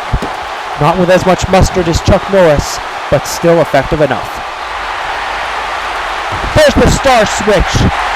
He can put Andross away right now. 1, 2, oh! 2 3/4. Come on, ref. You could have counted a little faster.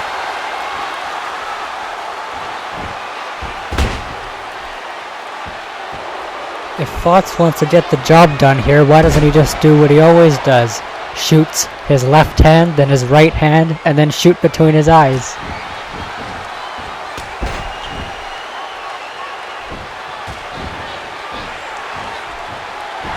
And now Fox McCloud with a schoolboy roll up, but he wasn't able to upset Andross. And there was a kick to the groin.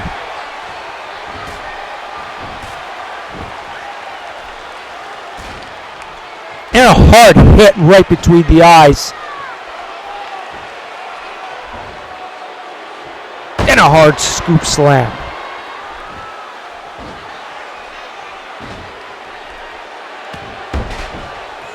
Fox McCloud is not exactly bringing that same energy he's had in the past. He hasn't been able to figure out Andross.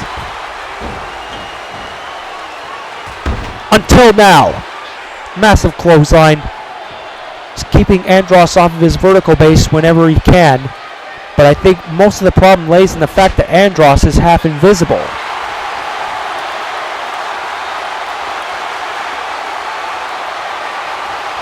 There's the submission using the chin lock, but it's going to take a lot more to get Andross to submit. Andross has beaten pretty much every member of the Nintendo family, with the exception of his opponent, Fox. An angry video game nerd sensed that Fox McCloud was in trouble and interfering, on his client's behalf. How fucking shitty this fucking shit is. It's so bad it sucks. It's so fucking suck it fucks.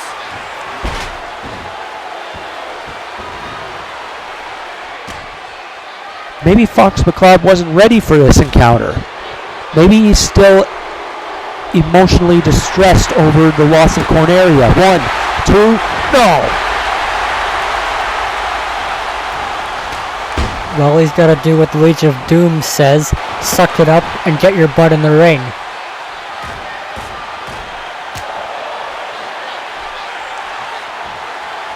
Fox McCloud really tried to bust open Andross at the mouth with that hard punch.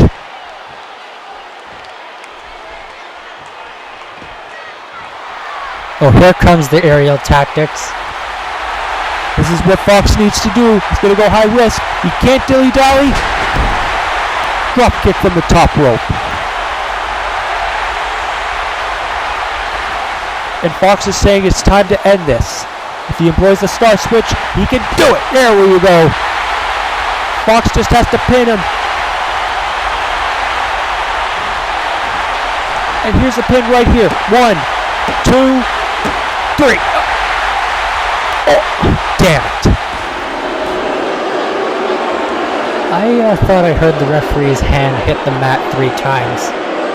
I thought I did too. But nonetheless, the match continues.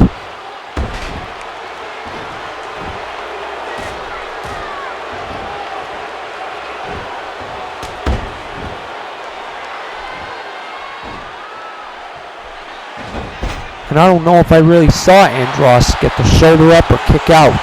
But then again, it's hard because he has no shoulders nor feet.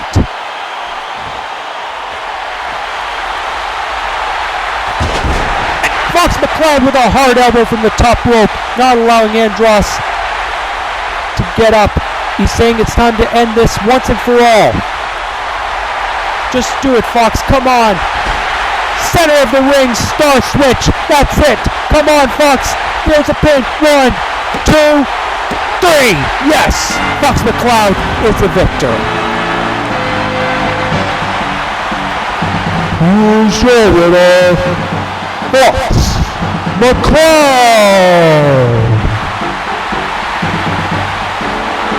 Excellent victory for Fox McCloud, also a moral victory. But I don't know if this dispute between Fox and Andross is over quite yet.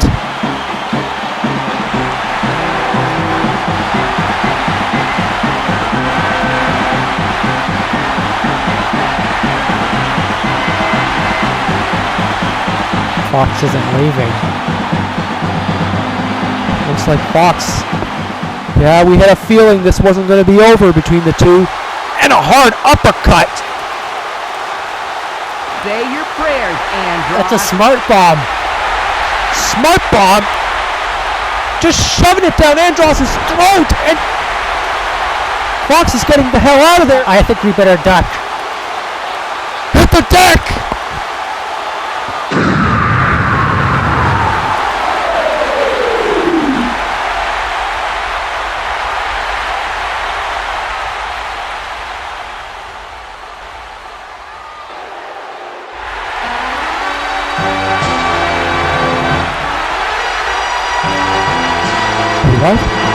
Are we good?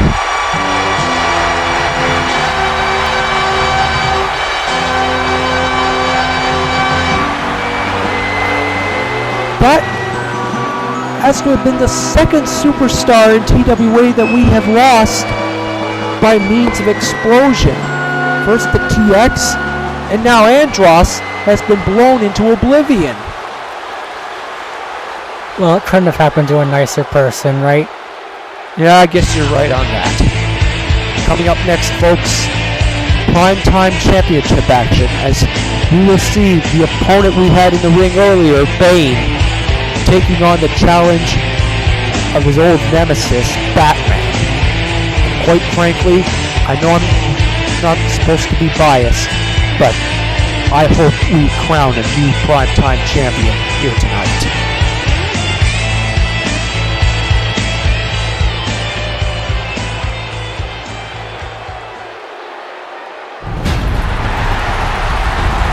The following contest, scheduled for one fall, is for the TWA Primetime Championship. Introducing first, the challenger from Gotham City, weighing in at 245 pounds, Batman.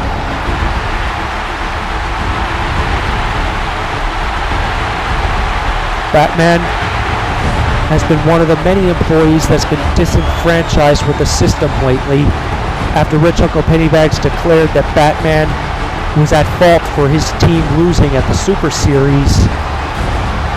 And Batman has been also disenfranchised with the fact that he wants a shot at the TWA Championship, but Pennybags ensured that as long as he was in charge, Batman would never get a shot at the TWA Championship. Never, Pennybags reiterates.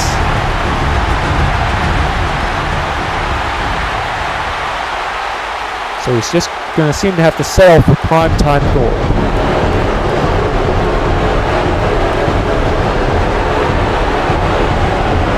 And his opponent, from the pit, weighing in at 271 pounds, he is the Primetime Champion, Bane!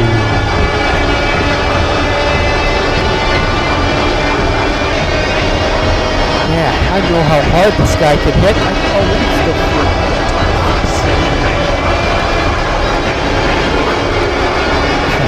I held him back. You saw that, right? good for you.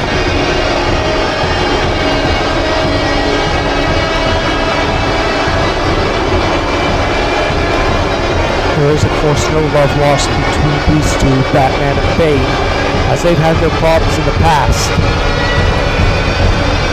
Bane once put Batman out of commission once before, severing his spine, and I believe that the Dark Knight still deals with back problems to this day.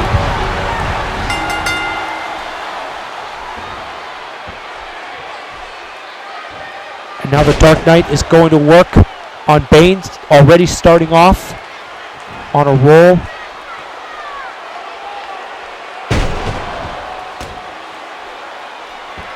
There's still, of course, many other matches to come up later tonight, including the Hell in a Cell match between James Bond and Alec Trevelyan.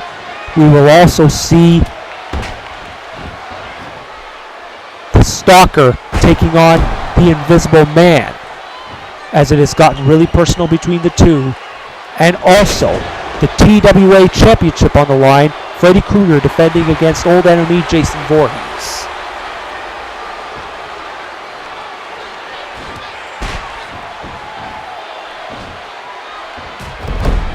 Of course, we've already seen many new champions being crowned here tonight. We saw Meadow Queen capture her third Women's Championship. We also saw Captain Rhodes take the Rated R title. Two of my favorites have had great success tonight. All we need is Invisible Man to beat the Stalker, and it'll be a hat trick night for me.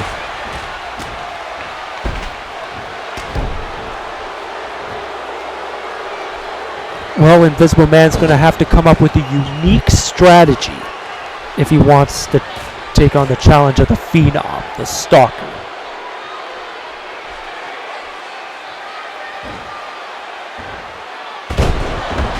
And Bane just dumped Batman right on his neck.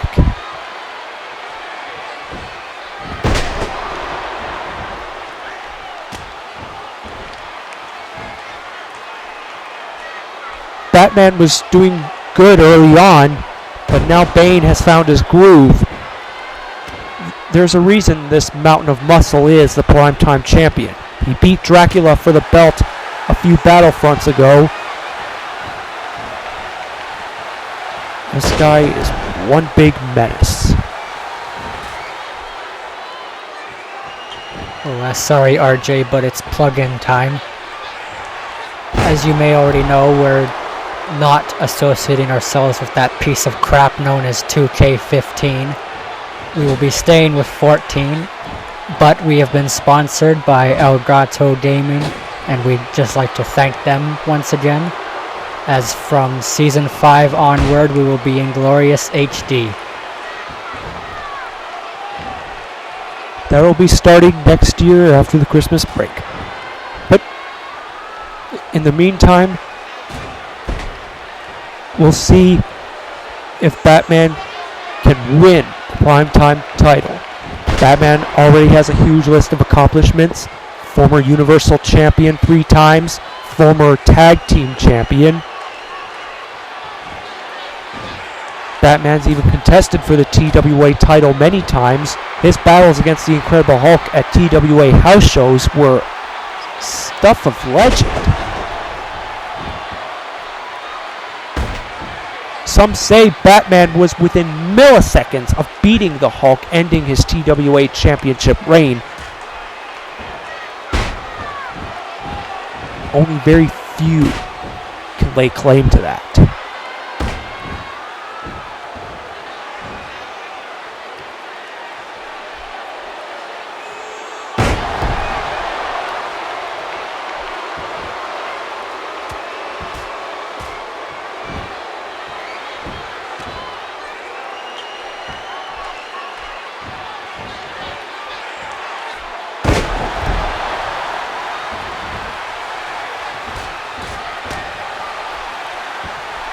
Batman may be considered the greatest Universal Champion of all time. Now he's hoping to etch his name in stone as possibly the greatest primetime champion of all time, provided he wins it.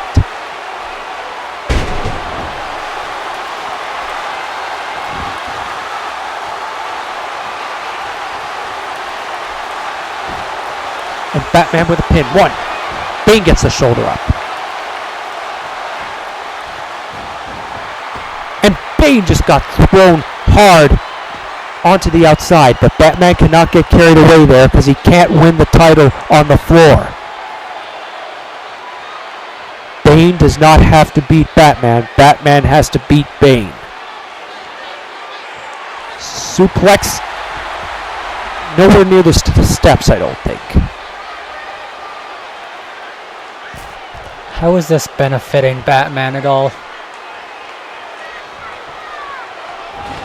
Batman has grown his frustration in recent weeks. As I said before, he wants to be TWA champion, but as long as Pennybags is in charge, Batman's not going to see the light of day with a TWA championship belt. Not unless he enters the Rumble. Yeah, but knowing Pennybags, he'll make sure that Batman stays out.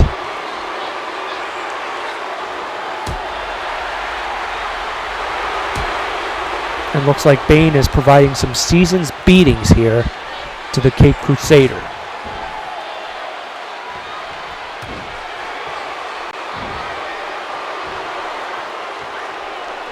Tell you, Mark, tonight's End of Days has been a special one so far. I didn't need to drink eggnog once to get excited for this action.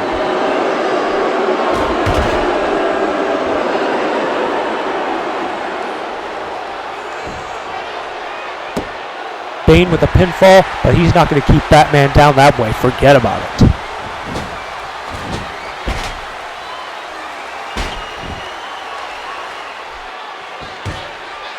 Now Batman showing that ruthless aggression he has shown many times in title matches. Exactly what he needs to do to take on someone the caliber of Bane.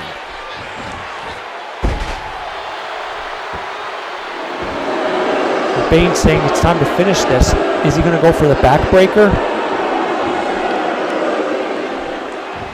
No, he's not. You would think Bane would go more for that spine, and he does.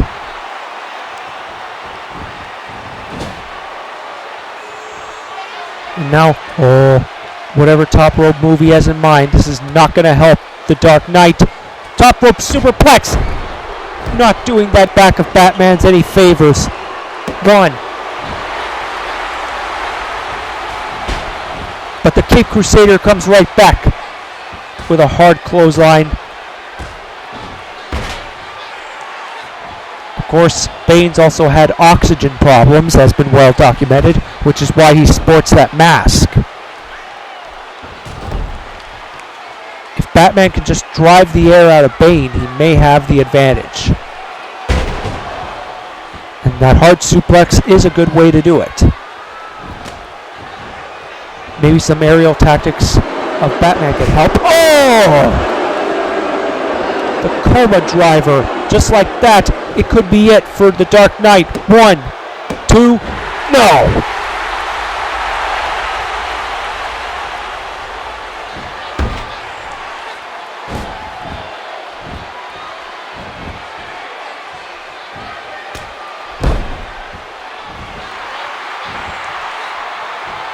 Batman has got to come up with a strategy right now if he wants to get any momentum on his side against the primetime champion. All for naught.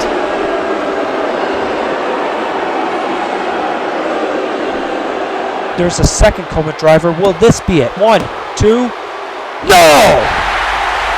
Batman is still alive, and Bane is getting very frustrated. He's thinking, what have I got to do to keep this dark stud down? Is that really what he's thinking?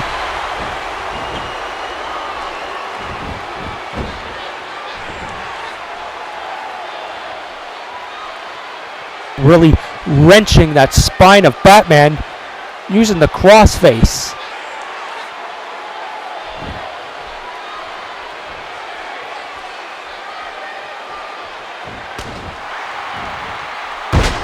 There's a hard DDT.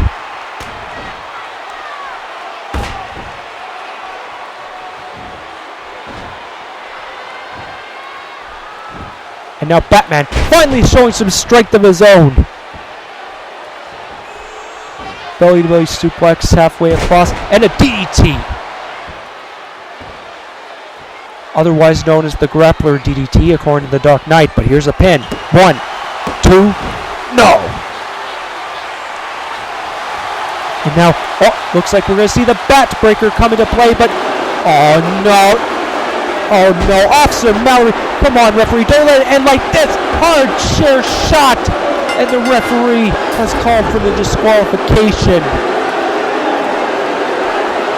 The winner of this bout as a result of a disqualification, Batman! Not even Bane is happy with this finish. Nobody's happy with this finish. Most of all, Batman is not happy.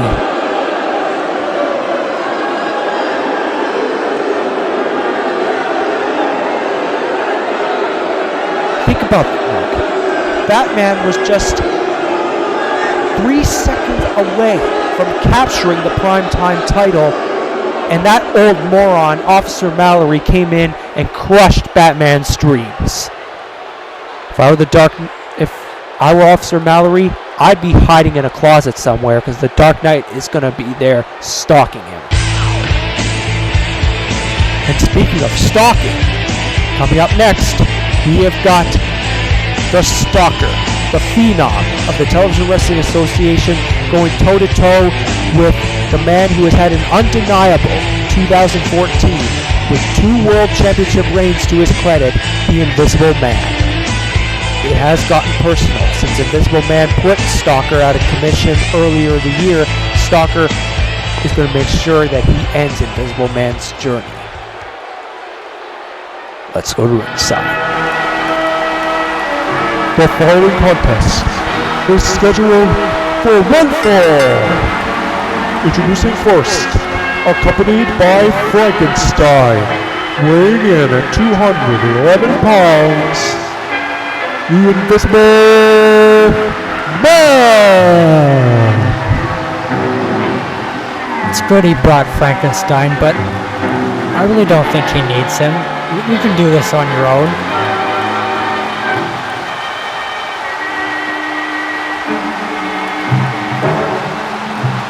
Invisible Man has expressed on many occasions he wants to be TWA champion again so badly, and he feels that the Stalker has ruined his chances.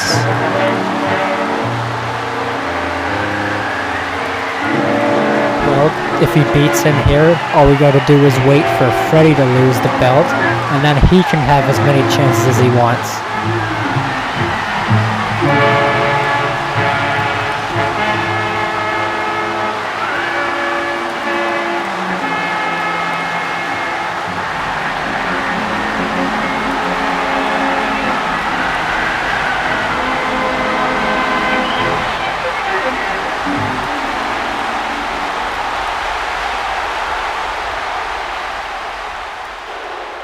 Now, the lights are flickering.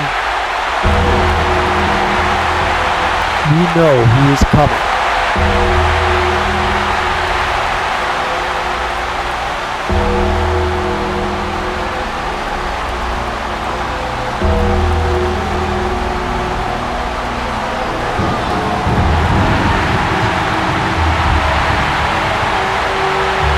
And his opponent, from Antarctica, weighing in at 275 pounds, the Stalker! He's from Antarctica. Why don't you go put him on ice, Invisible Man? You can't keep a dead man on ice.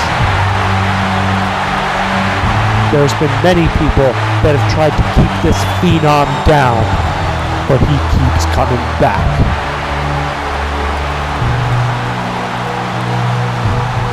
Invisible Man may have snow on his sunglasses, but he is not blind to what he sees standing across from him.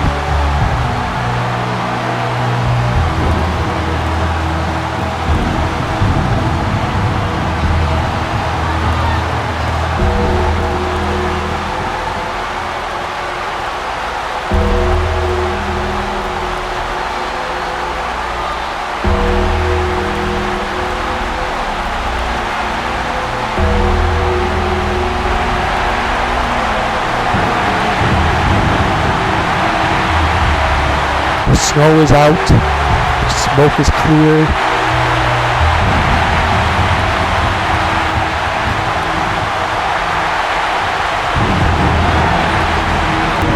Stalker already was massively impressive on Battlefront when he disposed of both Frankenstein and Norris in a handicap match. So what has the Invisible Man got to do to beat the Phenom, the Stalker? Just do what he's done to make him a success this year. Be the Invisible Man. Invisible Man, always an elite strategist. But how do you strategize against an undead opponent?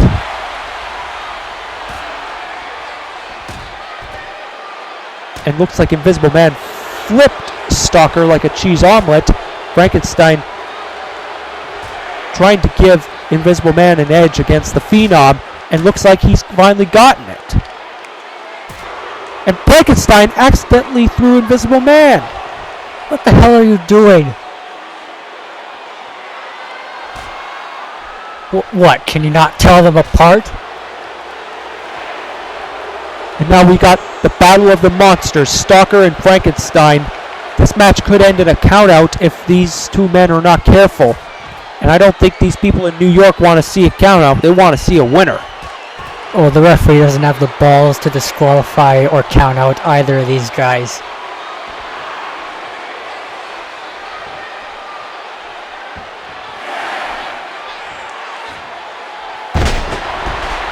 Stalker doing impressive thus far. Frankenstein grabbed a hold of the leg.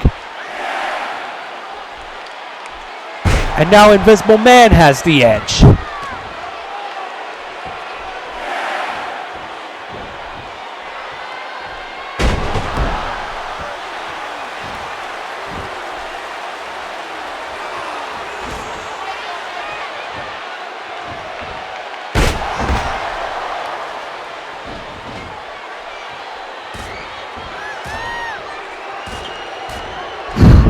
We're already past 2 hours and we still got 2 matches after this.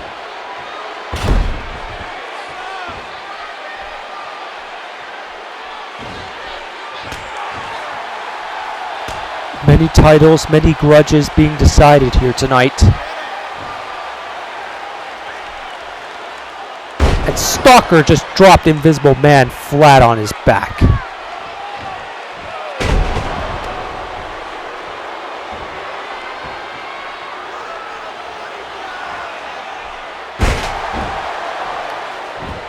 There's a hard suplex.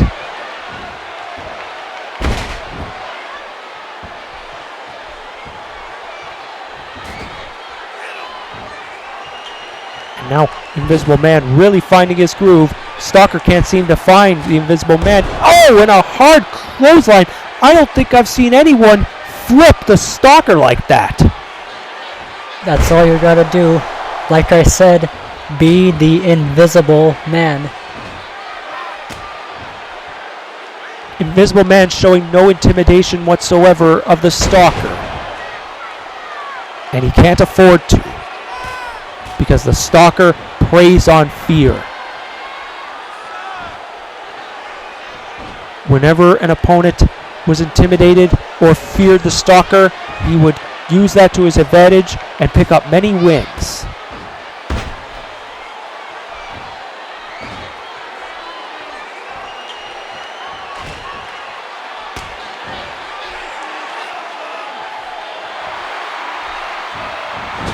Frankenstein's on the apron, sensing Invisible Man is in trouble, and now Frankenstein with a vice grip, and Stalker just hit Frankenstein hard.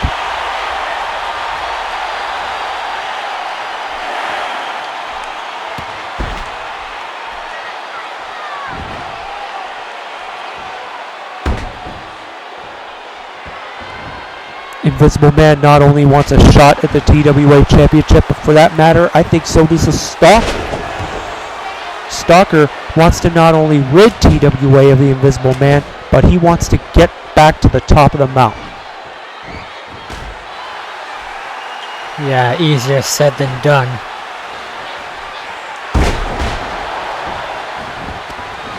Stalker is one of those individuals that's in a class all by himself.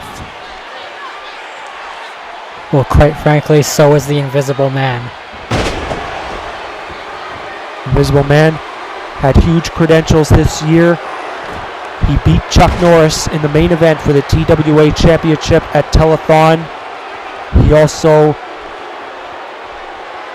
participated in the first ever King of the Tube tournament where the TWA Championship was on the line.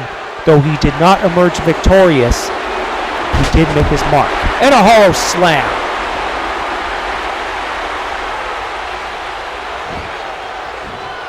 Good night. Aw, damn it. It's going to take a lot more to keep the Stalker count.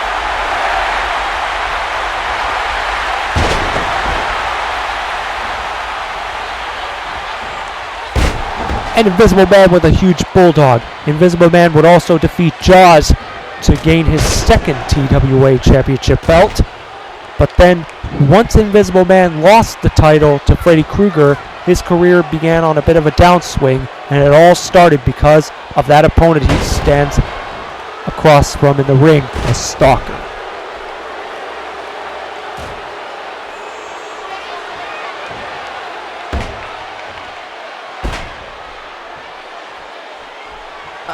This may be just a rumor, but I think I may have heard from a reliable source that Invisible Man has got a casket backstage awaiting the Stalker's incapacitated body after he beats him tonight.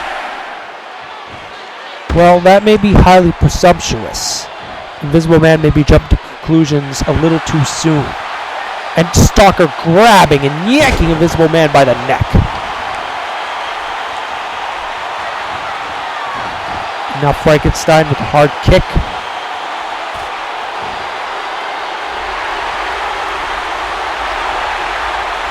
Stalker.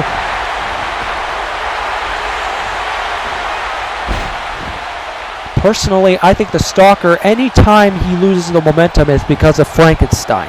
When he gets distracted, that's when Invisible Man gets back on the offensive.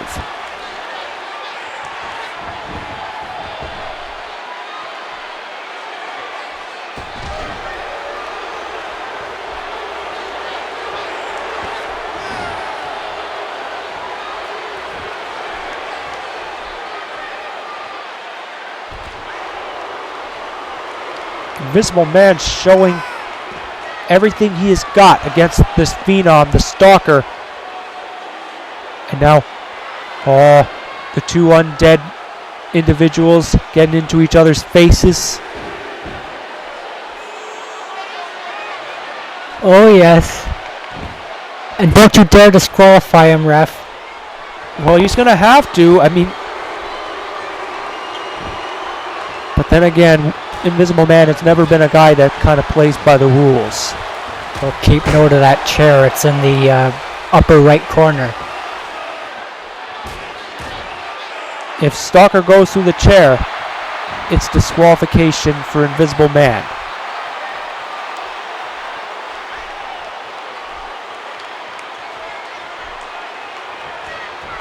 Oh shit!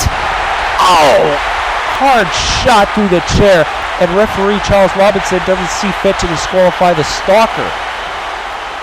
Yeah, he's just friggin' scared to death of him.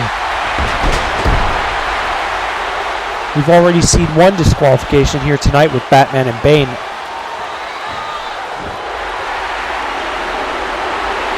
No need, it's all over.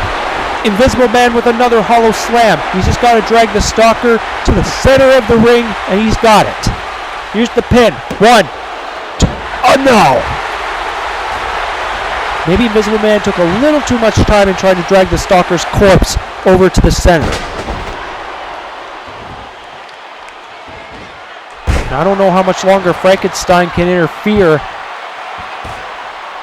Frankenstein has got his own issues to deal with in terms of the slashers.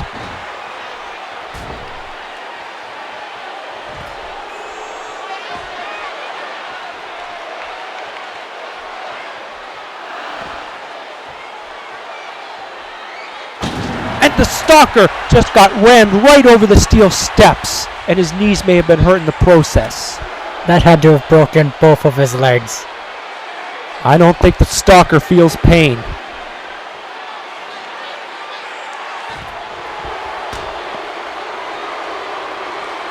I think the longer this match goes, it's hard to say who has the advantage, because the Stalker is not like any other super heavyweight. He can take pain and last in there for long periods of time. Normally, with any other opponent, Invisible Man would have the advantage. But the Stalker is just a supernatural being.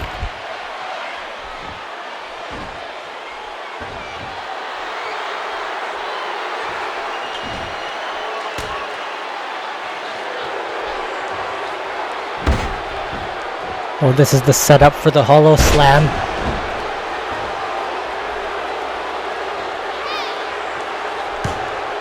Oh no. Stalker, he's getting mean.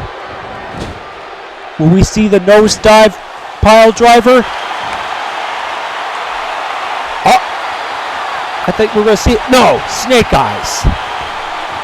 And a big boot. And a leg drop. I must say, he delivers that better than Bulk Hogan. And now, Stalker just strangling the life out of the Invisible Man.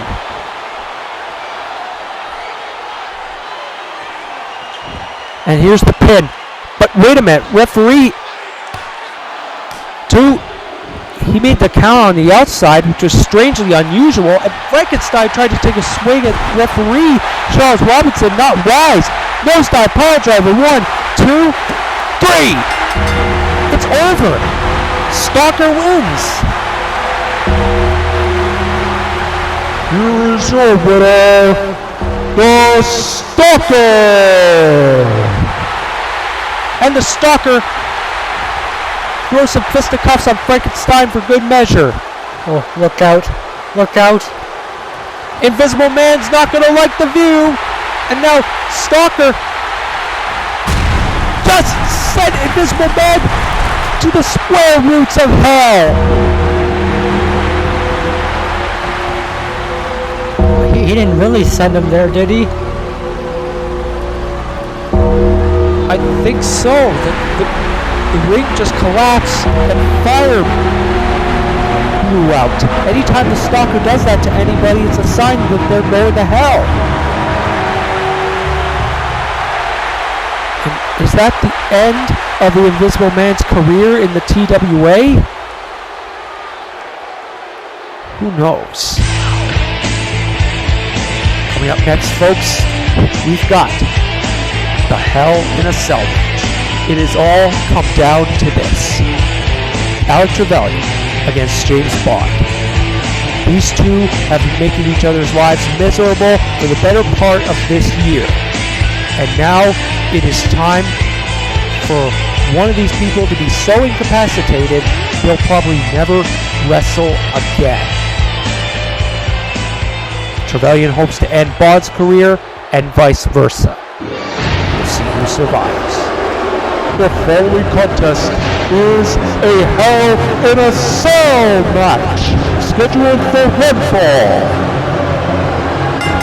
Introducing first, from London, England, weighing in at 209 pounds, 006, Alex Trevelyan. And he's easily getting the loudest boos from the crowd. Trevelyan did not want to go inside that cell. But when Bond's team at the Super Series got the victory, his hands were tied. He had no choice. And now Trevelyan, he wants to get started at the top of the cell.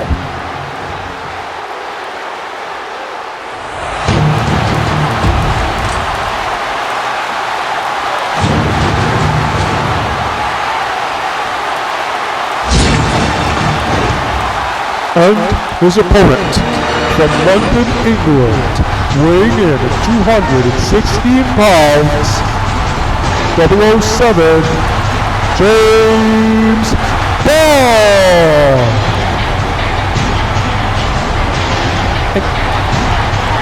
Trevelyan, he's daring James Bond to come up there. And James Bond says, you want me? You want me to come up there? I'm going to come up there and whip your butt. And here we go, massive clothesline. We knew this was going to get ultra violent, and already it is proven to be so.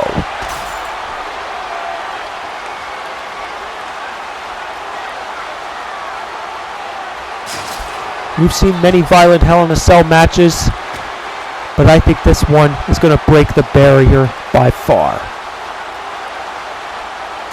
Snap suplex, and I think the bar just bent on the cage, just bent a little bit, cracked under the weight of these two individuals.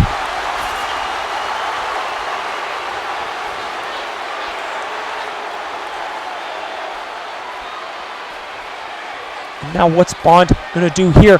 Hard scoop slam! I think it only bent the steel on the top.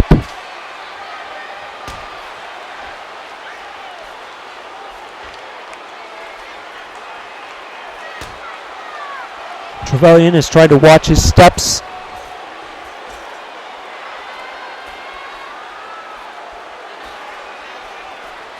.006 is trying to actually throw 007 off of the cell. This guy is that crazy to try to end this man's career.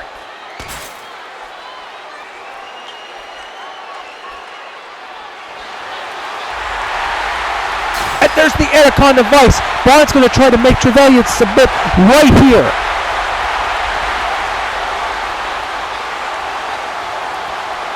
But apparently not. Here's a hard chop.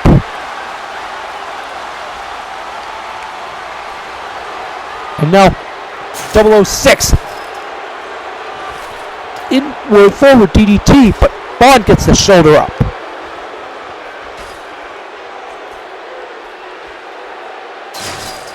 Oh, and there's a hard neck breaker, but I don't think I saw the steel fence budging.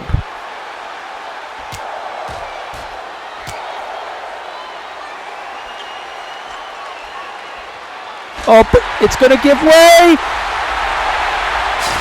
Oh! I don't know how Trevelyan is still staying at the top of the cell with that huge punishment that Bond is dishing out. And now, what's Bond planning to do here? The code MI6! Could this be it right here?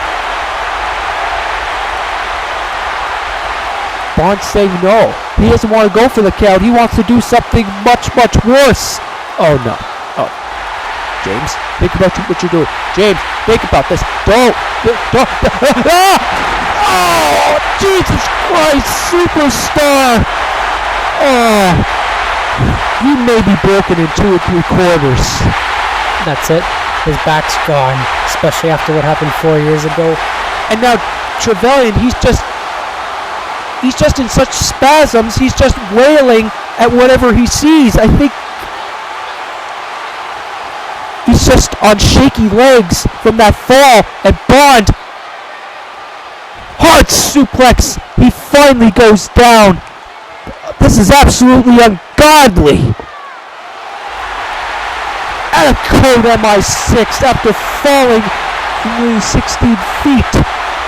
1, 2, 3, and this feud, let alone this match, is mercifully over. Here's your winner, James Bond. This may have been one of the shortest Hell in a Cell matches in recent memory, but Bond satisfied the New York City crowd's appetite for watching somebody go down in serious fashion, and he has finally rid TWA of his nemesis, Alec Trevelyan. Look at his leg, it's just ticking. He's just under severe muscle spasms from that fall.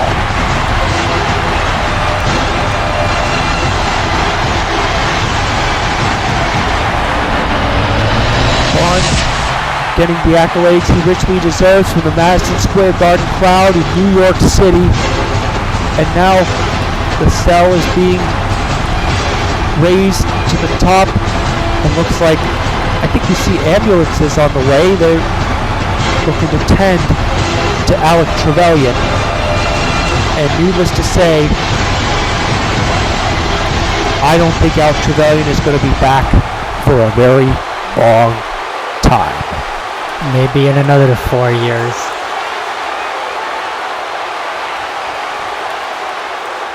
The guy has got to be in a wheelchair when all is said and done with this.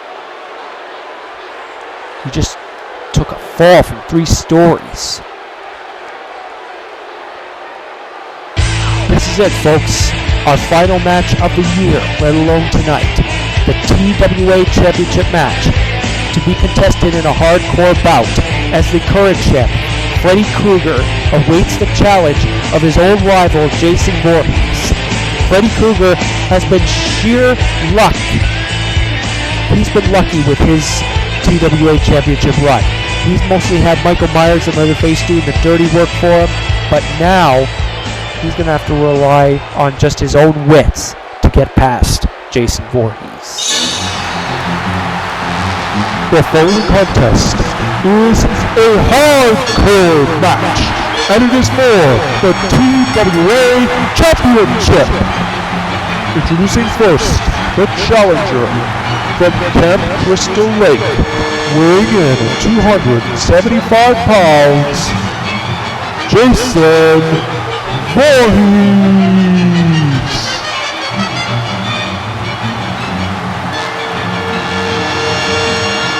Jason showed he was ready when he quickly disposed of Michael Myers as well as Leatherface.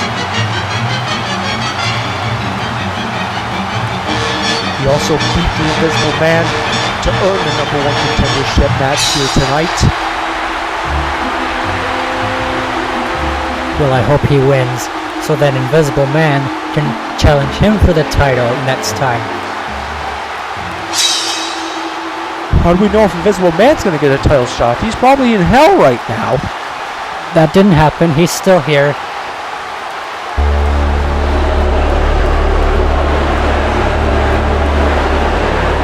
And his opponent, weighing in at 210 pounds, he is the TWA Heavyweight Champion, the entity, Freddy Krueger.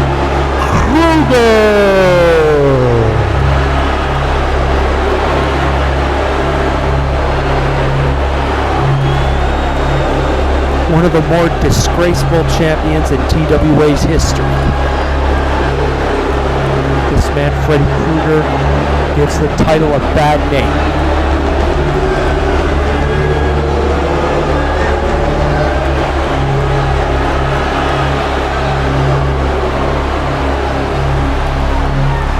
This is going to be a battle between power and wits. And Freddy just instantly smacked Jason Voorhees with the TWA Championship belt. And already looks like Jason's been busted open. You can see through the eye hole that there's blood. Of course, it is legal. It's a hardcore match, so anything goes. Jason's going to have to use his raw power and strength to keep Freddy down.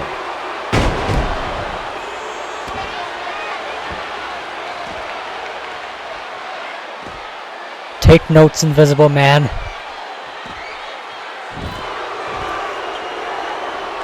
And there's a guitar on the outside. Freddy Krueger just grabbed it.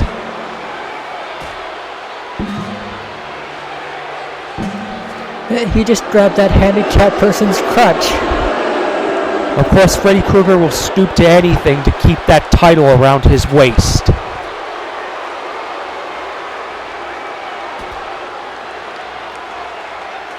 This guy is nothing but a dastardly cheater.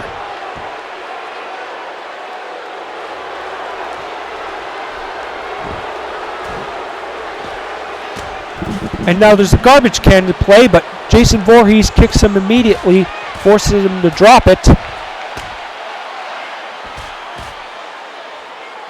Fisticuffs are coming into play. I don't think Freddy Krueger should trade fisticuffs with the big man, Jason Voorhees. He will lose every time.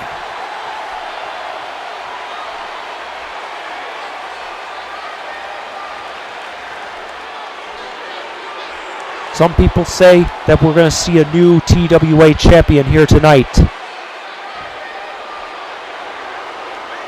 But you got to consider that Freddy's goons, the slashers, are not too far behind. And knowing that this match, because it's no disqualification, it's hardcore, anything goes, I bet those slashers will be at ringside.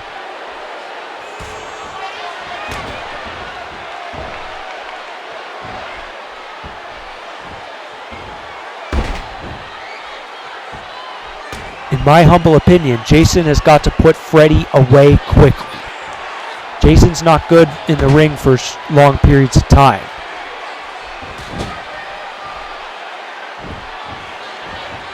Freddy, I don't think, even got the chance to take his trench coat off.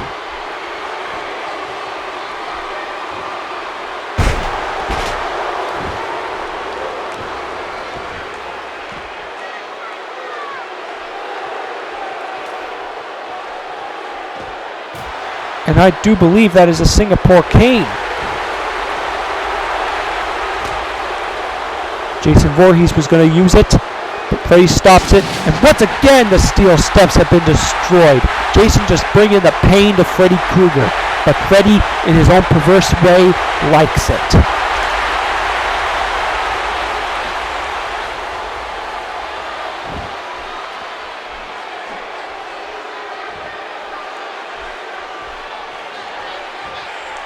Now Freddy's setting up the table.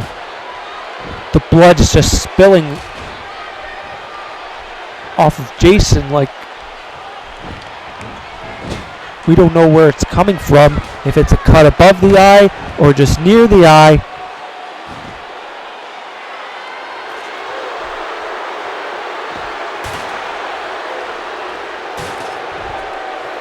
Or who knows, maybe Freddy Krueger punctured a socket.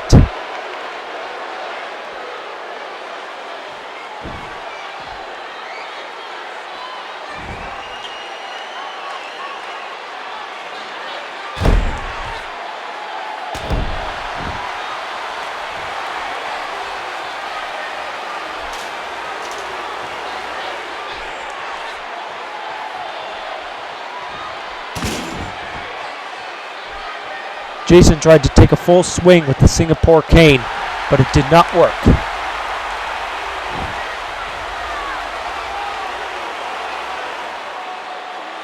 You know the kitchen sink is going to come into play sooner or later with these men. And Freddy just whacked the referee, Charles Robinson, with the Singapore cane, but there's nothing the referee can do about it because it's anything goes. And now Jason using the Singapore cane to whack Freddy Krueger like the whack-a-mole games in video arcades.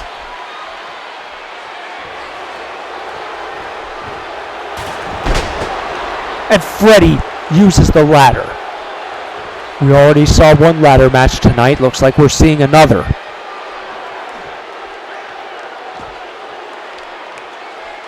Freddy badly wants to close out 2014 as the TWA champion. But Freddy Krueger has a huge obstacle standing in his way in Jason Voorhees.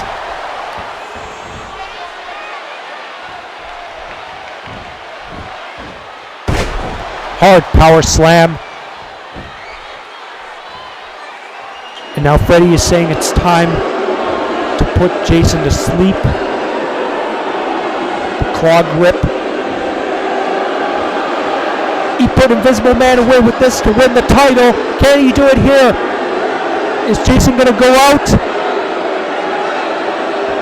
And Jason not showing any signs of surrender just yet. I don't think it's in Jason for the word retreat.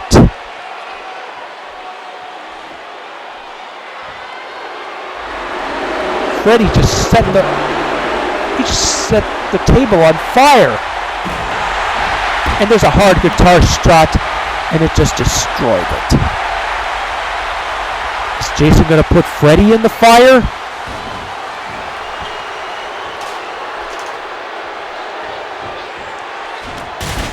And Jason with a hard hit to Freddy Krueger. That flame is still roasting. Are we going to have barbecued Krueger or barbecued Voorhees? We're going to have Barba Krueger.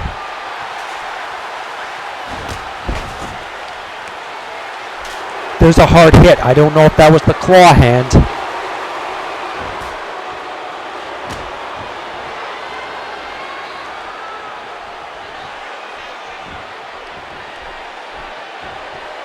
Now Jason, I think he was hoping to put Freddy through the fire.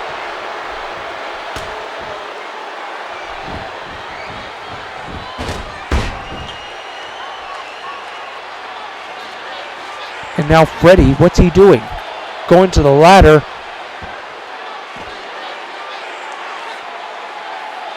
Freddy decided to regroup. Freddy doesn't take stupid risks. His elite strategy is what brought him to the TWA title. And oh! Jason just brought the pain through the ladder. 1, 2, no! Freddy's title reign is still alive, for now anyway.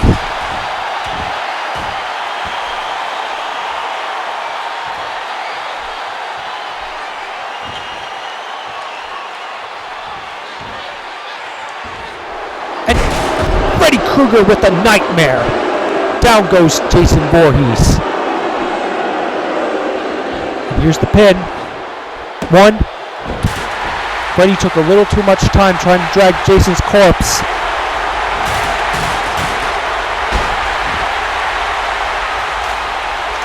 And now Jason, he's just bringing out the artillery some more.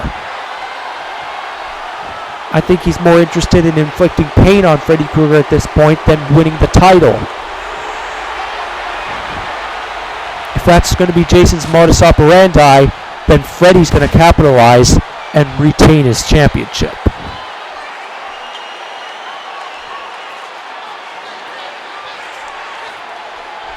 Freddy Krueger, I don't know what he's planning on the ladder.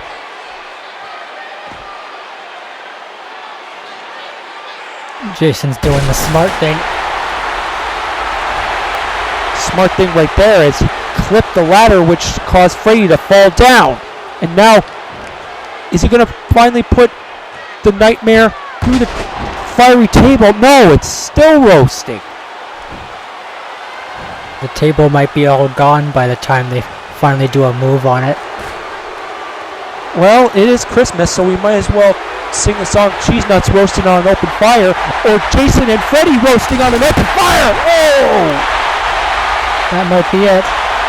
That might be it for sure, but wait a minute. Who was that? 1, 2, 3. And Freddy wins and retains his title.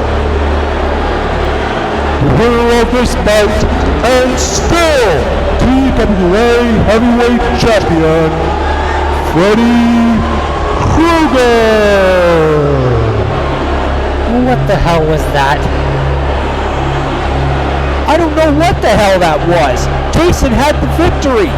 He had the title won.